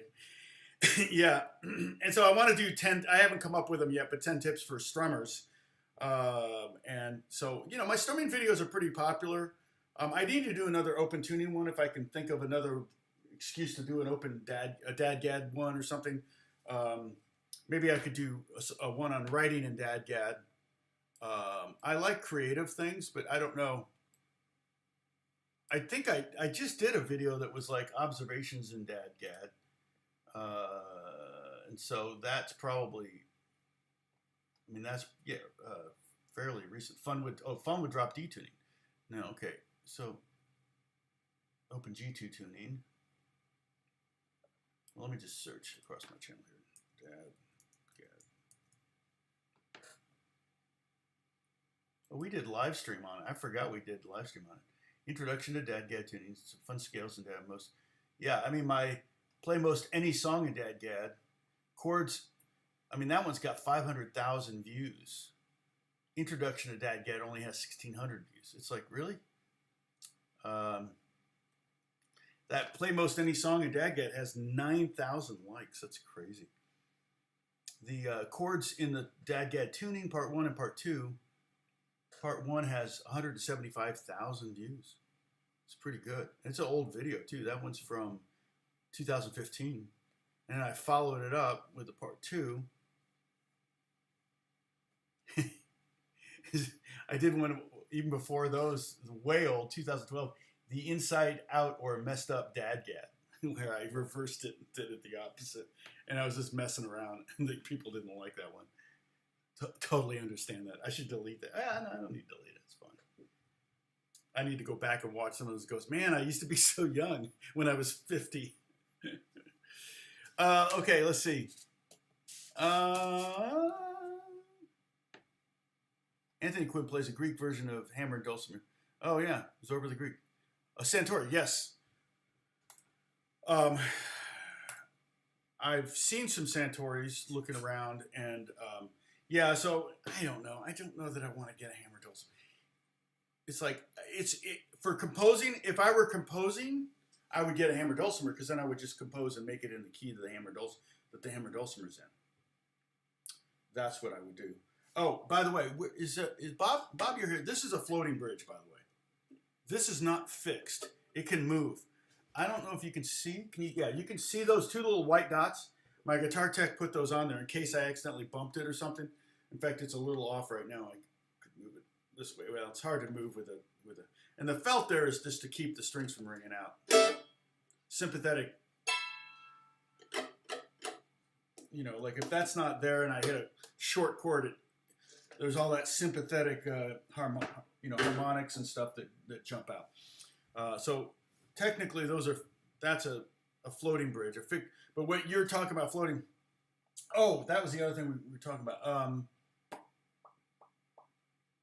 So if you take the back off your Strat,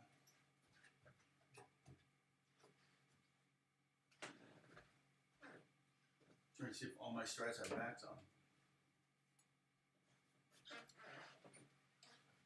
Thing is, I don't think I have a screwdriver in here. Well,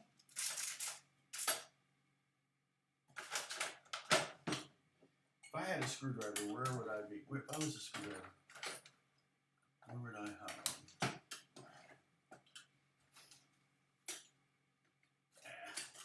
Oh, look, another one of these. I hate these things. But I mean, it would be worse to have a dulcimer with tuning pegs, I guess, you know. But if you take the back off of this, okay, you've got probably three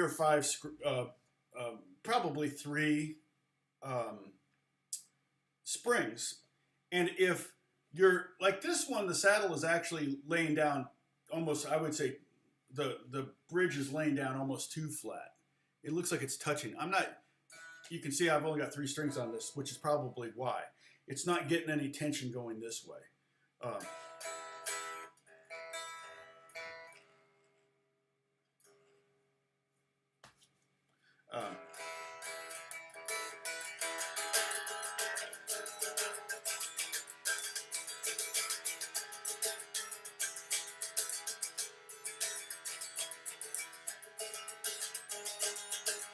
I got to just do the octaves, 3 octaves, D, probably E.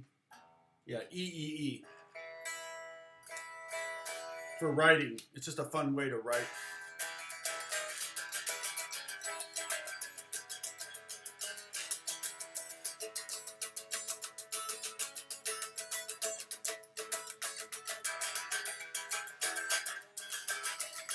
I just like having weird tunings just to write on, to try to inspire some different ideas. Kind of throw myself out of the comfort zone. But the springs are attached to a plate that's screwed into the body of your guitar. If you tighten those screws, okay, and I would just give them like a quarter turn or maybe a half a turn each, it'll bring that plate further this way. It'll bring the bridge down. And like I said, this one doesn't need to go down. It couldn't go down any further. But that would be,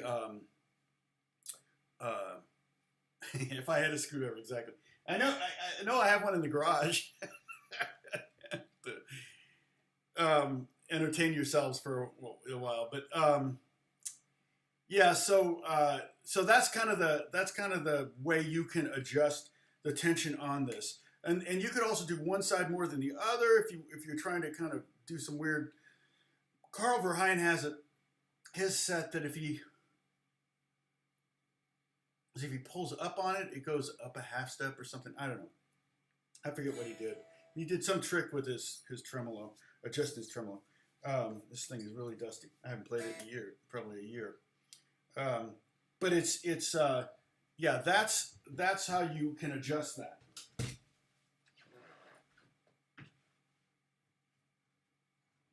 Adding a spring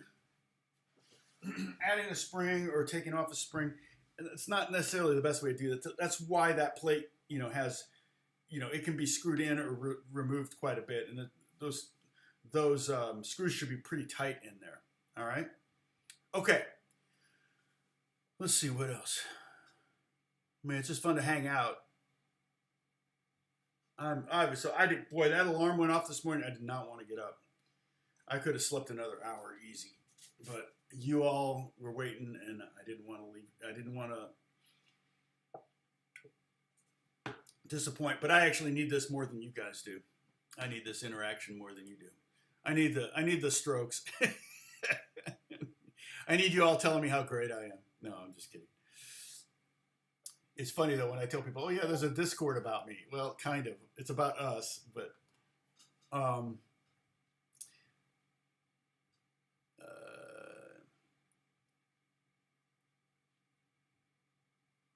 Let's see, that would be called a diddly bow.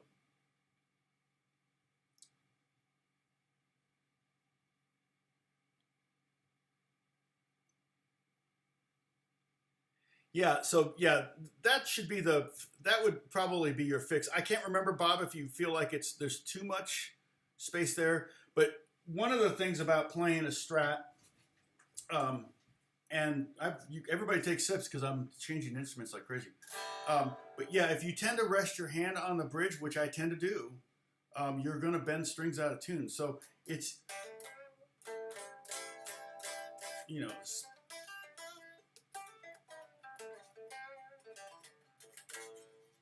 you got to be careful about how much weight you put on the bridge. If your hand's floating, it shouldn't be a problem. It shouldn't be a problem if you're using a floating hand. A lot of players use, or a pinky. You know, if your pinky's on the top.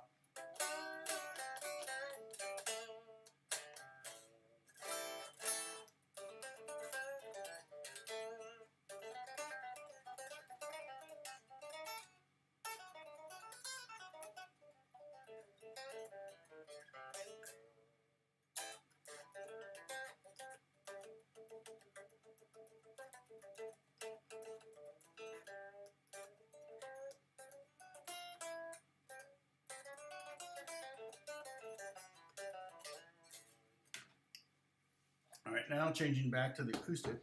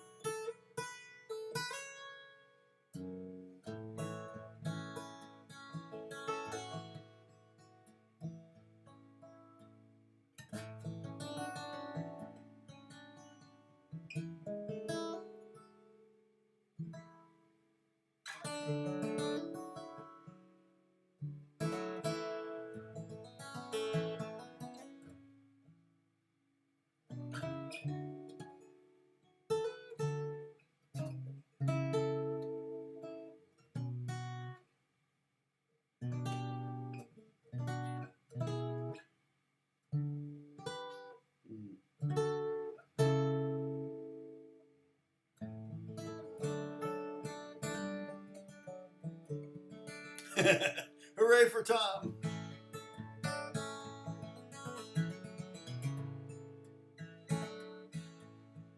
Yeah, Catherine, it's not a common repair, but it's a very, very simple. You can't really hurt it's not like adjusting your truss rod, which is, if you make any adjustments to truss rod, start with a quarter turn.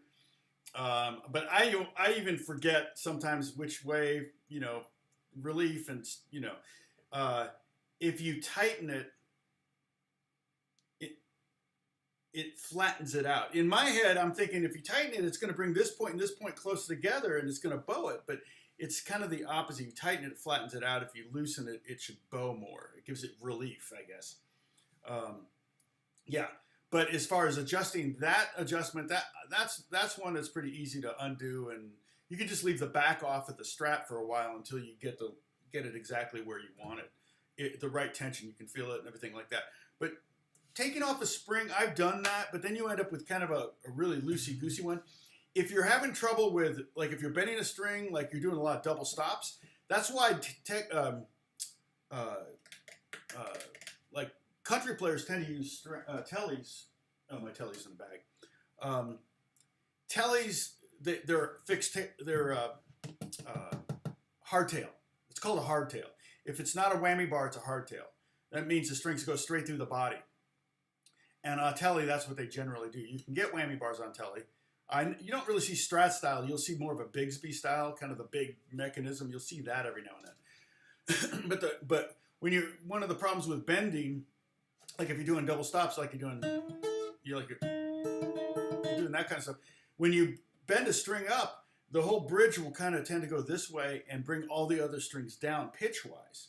Again, it's one of those things where if you're going from a Strat to a Les Paul, you're going to maybe need a moment to kind of adjust to that instrument because they're very different in that way. And so when you bend on a Strat, the other strings, all the other strings, well, all 6 strings tend to get lower, and that's why when you bend, you have to go a little bit further on a Strat than you do on a Les Paul, because a Les Paul I always tend to be sharp on because I'm compensating for the tremolo, and you don't need to because there's tremolo on my Les Paul. So, and the same, I have a hardtail Strat same way. When I pick that one up, I tend to always bend sharp. The other thing is that Strats tend to have more of an arch to their fretboard, and Les Pauls tend to be flatter. So it's easier to bend on a Les Paul, and also thus easier to go sharp. So I really have to, if I'm going to play, didn't I use the Les Paul last week?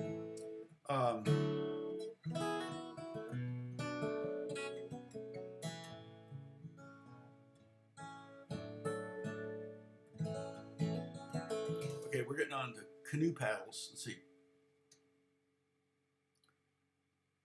Yeah, you could do an eighth of a turn. Well, an eighth of a turn probably is for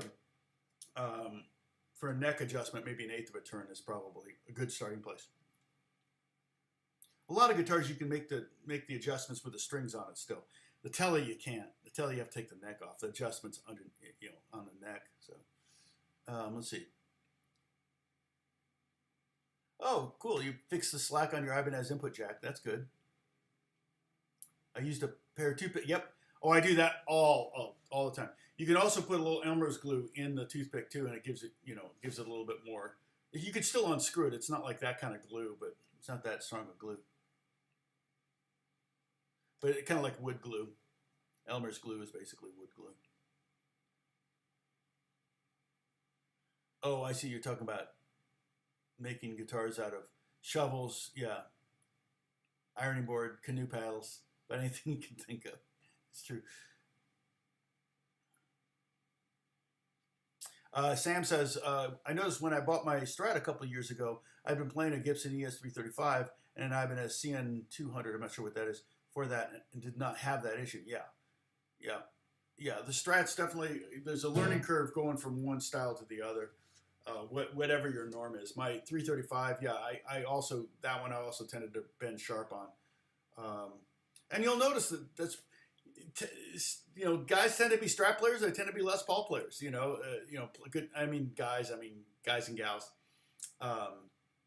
And it's kind of an either or thing. Look at Beato. He hardly ever picks up a Strat. He's got lots of Les Pauls. He talked about that the other day. He was like, I know you think I have why do you have so many of the same guitar? Well, they're all different. They all have different pickup configurations.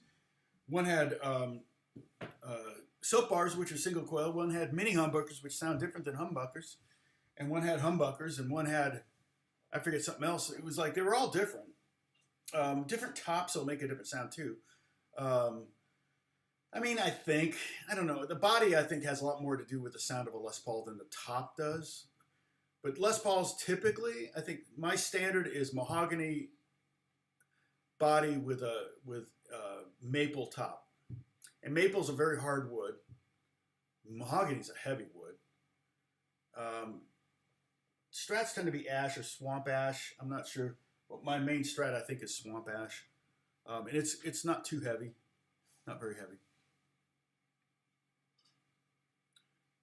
Oh, you know what? And I've got cotton in mine. You see that? That's full of cotton. Because the springs on this one will ring sympathetically and then get picked up by the pickups, and I'm like, oh, that's not good. Now it's totally quiet. So yeah, it's so funny though. I forget that I have all that cotton in there. It looks funny. Looks like there's a cat in there, like trying to get it. Oops! How did the cat get in there? So she gets into some funny places. Let's see. Yeah, Bruce makes cigar box guitars. He's making one. Let's see. Yeah, so I could probably do a video on writing in dadgad. I don't know. I'm not like known as a fingerstyle guitarist, so it might be a little presumptive on my part, but I'm always just looking for an excuse to do an open tuning video because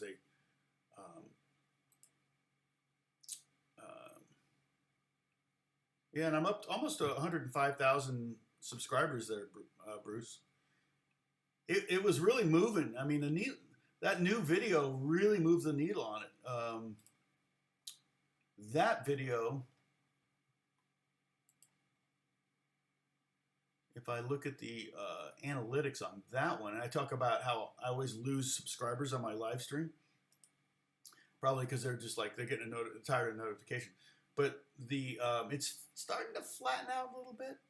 But you never know. It got a bump early on. I thought, oh my gosh, it's going to explode, but it is flat. It's not flat. It's a pretty good. It's a good solid climb. But I've gained 600 subscribers from that one, so that's good. That's good from one video. Yes, and I just filmed it. I got to edit it. That's one of the things I'm going to work on today. Is I'm going to start working on it. It's a long video, so it's a lot of work, and I got to create images and things like that for it, which I haven't done yet. So there's not too many things on it. I mean, I maybe a couple chord symbols, a couple finger picking things. I'm not sure, but yeah, If You Could Read My Mind is a great song.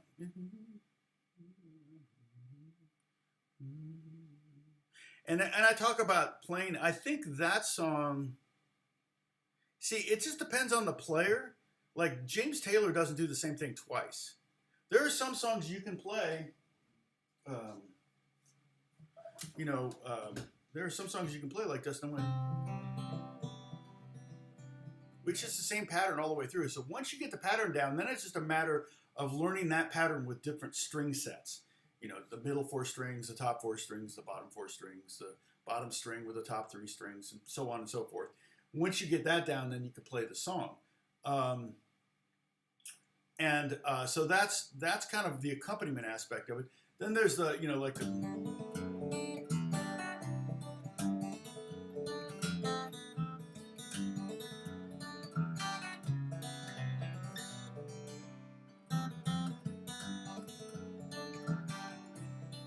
Then there's the more solo guitar kind of thing where there is no pattern per se. You're all about creating chords, melody, harmony, bass lines.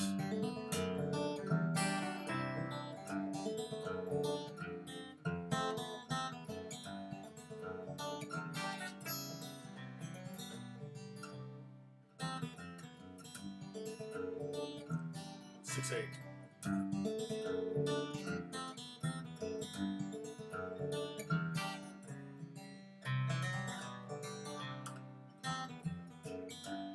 That's a barb 9.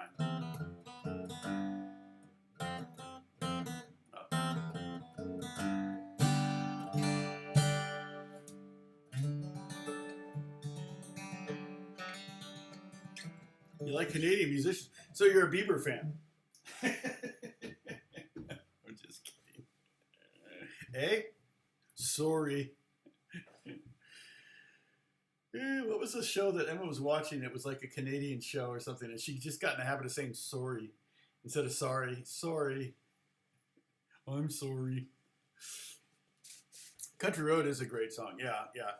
Mexico is a great one too, one of my favorites, and Shower the People is great. I mean, those are all potential we could do here. All of them. If you could read my mind, that's not a bad one. I could add that one in here. Of course, you're learning it already, so why? Let's see. Yeah, here we go. I think I've got them in here.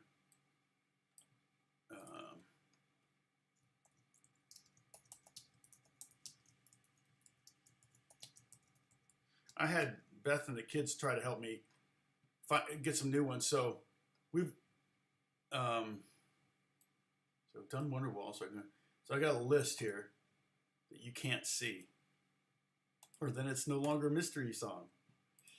So I got some good ones. I think I've got some potential. Hey, Ramo.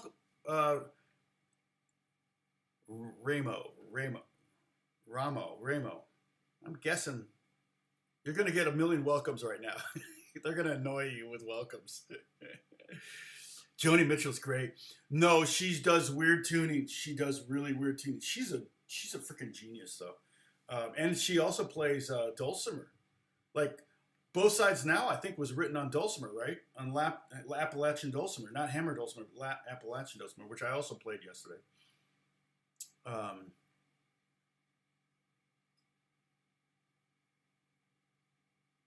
I've got to set up. I'll do that tomorrow. I've got to set up the headphones for my guest composer, who will be sitting in the chair behind me there while I try to get this idea down.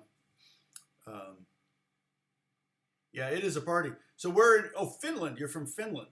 Nice. Phonetically spell out. Is it Raymo? Raymo? Raymo? That makes sense. Raymo from Finland. He's already scared. You already scared him off, everybody.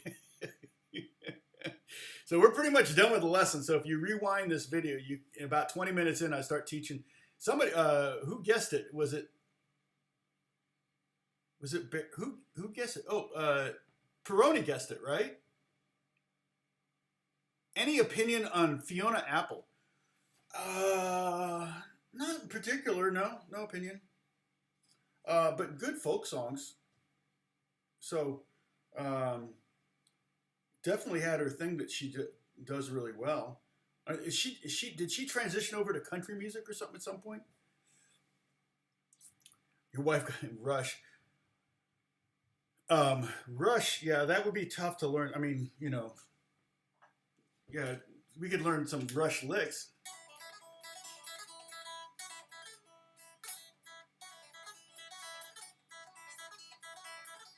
I never played any Rush songs in any bands. Never did.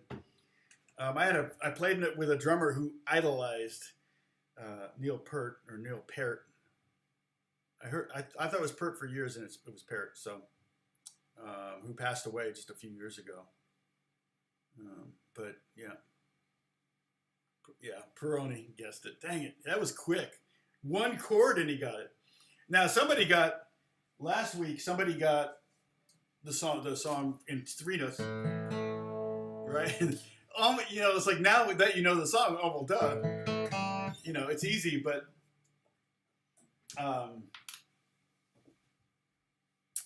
it's just funny because it was like it might have gone 2 or 3 other ways.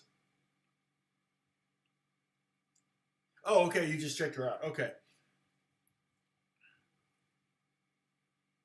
Rimo. Oh, yeah. Okay, I get it. Rimo. Thanks, Sam. Like I said, we probably chased him off. Am I getting a bump right now, though? I'm getting a bump right now. See, I'm just about ready to sign off, and I'm getting a bump. Our peak was 24, which is way below about half our normal. But the chat revenue's up. Thank you, everyone, for donating to my daughter's wedding. I got to set some money aside for that. Well, Peroni, it's a dead giveaway if you know the song, but yeah, it's true. And if you got perfect pitch, it helps too. It's like, oh wait, that's the same key as so and so. And just so you know, it's not stated on any of these chord charts, but we're capo's second. See that at the very top there? It says capo second. So sorry. All of these can be found at the Discord link. If you look at the top of the chat, there's a pinned message there from Bruce, one of my administrators, and it's a link to a free join for Discord where you can go and get all of the lessons I've taught, all of the for free. It's just all the PDFs and the JPEGs. Basically, they're just pings, screenshots that I do of all the lessons are up there. Question: did somebody create a master sheet? You could easily create a master sheet with all these chords on there. The only thing I didn't do, and maybe I'll do it later, it wouldn't be hard for me to do, is to create that. I thought I created that. It only happens once. The end of verse 1, you see where it goes C2, D sus, A7. I thought I did that, but I didn't write that one out. I thought I was like, oh, but I skipped right down. I went right down to the chorus at that point. So there's 4 different screen grabs of chords, chord grids, diagrams, or whatever. It's the intro, the pre-chorus, the end of the pre-chorus, and the chorus. And that's pretty much the whole song, except like I said, I missed that one. The chords are all there. You have everything you need to do the last 2 bars of the verse, of verse 1. Everything's there. It's just I didn't put those chords together in one diagram. Yeah, so Peroni, there's an aspect of perfect pitch there. Yeah, I think it's pitch memory. That's kind of halfway between relative pitch and perfect pitch.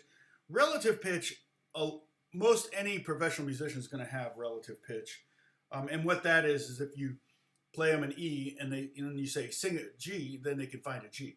If you said just out of the blue sing a G, they couldn't. I might be oops. I was high. Oh, that was a G. I sang a G. I was thinking, I'll do an E, but I did a G. So I'm just, that top,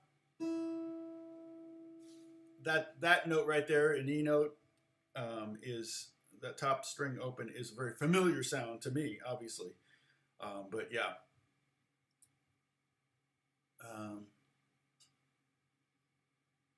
All right. So I think that's all we're going to do today. Got a new song next Monday. It'll be an electric song. We're alternating electrics. Last week's was Don't Fear the Reaper. Then the week before that was Landslide for acoustic. Everybody Hurts, REM, which was kind of one that you can. All of these songs you can play acoustic. Is there anybody out there? My goal is for you to Rebel Rebel by David Bowie. Hotel California.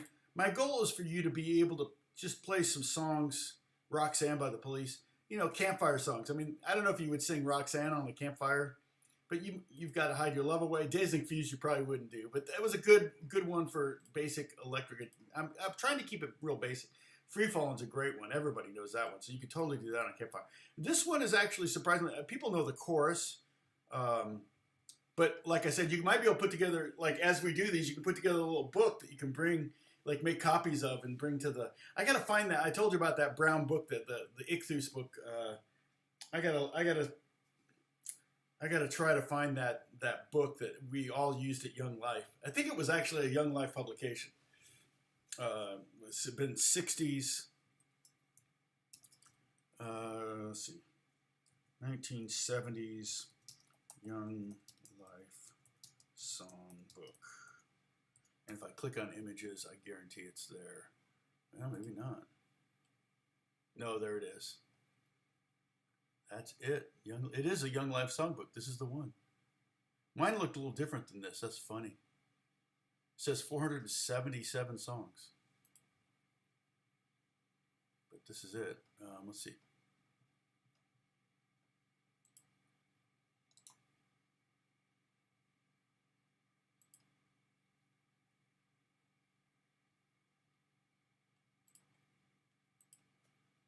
All right. See if I can drag this in there. Oh, I need this. Oh, okay.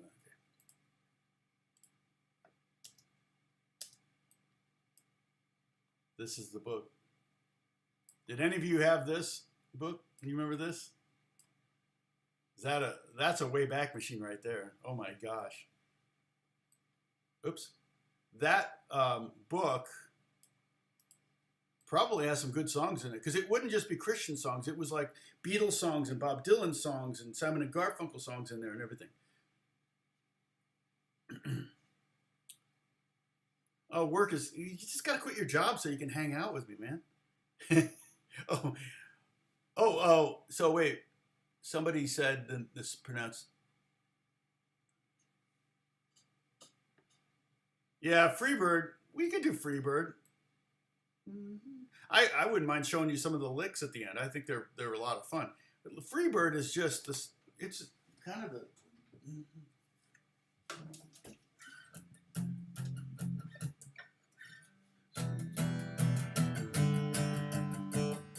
Is it?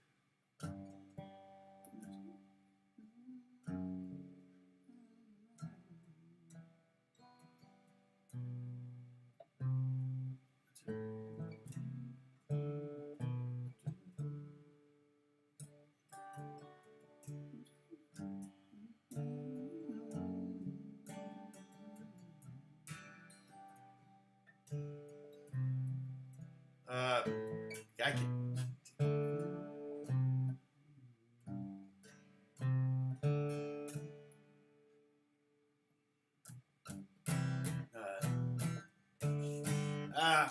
It's been a long time. It's been a long time. I know I think it's in G though, isn't it? Spirit of the Radio is electric. Yeah, that would be an electric one. But I don't know that I'll do Spirit of the Radio. Wow. People are all of a sudden getting really chatty here. Cage that bird. I know, it's so funny because everybody, Pinball Wizard, yeah, that's a good exercise.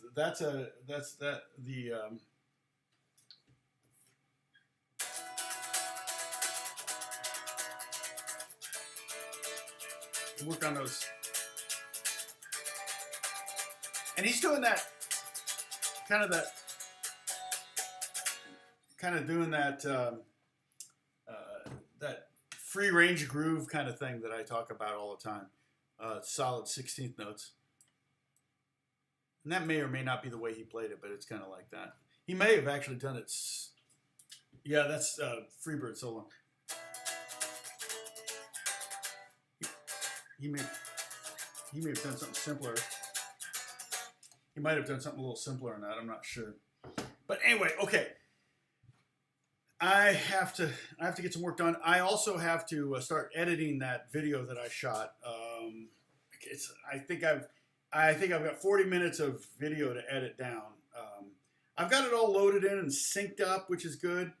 I'm just now kind of just beginning to start to chop it up. All right. 7 Spanish Angels. Who's that? Have I ever used iPad for guitar? No, just for charts. But I've never plugged into one. I'm using my Macs all the time for all my tones are all, all that. So, all right. So I am going to sign out, and I will see. Oh, look at that! And we're at the highest point. Why are you showing up now? Dang it! Where were you guys? Like 2 hours ago. All right. But go back and watch the beginning of this. Maybe we'll get some views. We only got 251 views, so this one's not going to be very high on our list because it was on Tuesday instead of Monday. I know I threw people off. Normally, my live stream is on Mondays. Oops, dang it. There we go. Why are you grabbing the wrong thing? There we go. So this is just a figment of your imagination. This is actually yesterday. But have a great week. I will hopefully, Lord willing, see you next Monday. And hopefully I don't get COVID. I got exposed to it last weekend. But I'm just here working by myself, so we should be good. So anyway, I will talk to you later. God bless you all. Bye.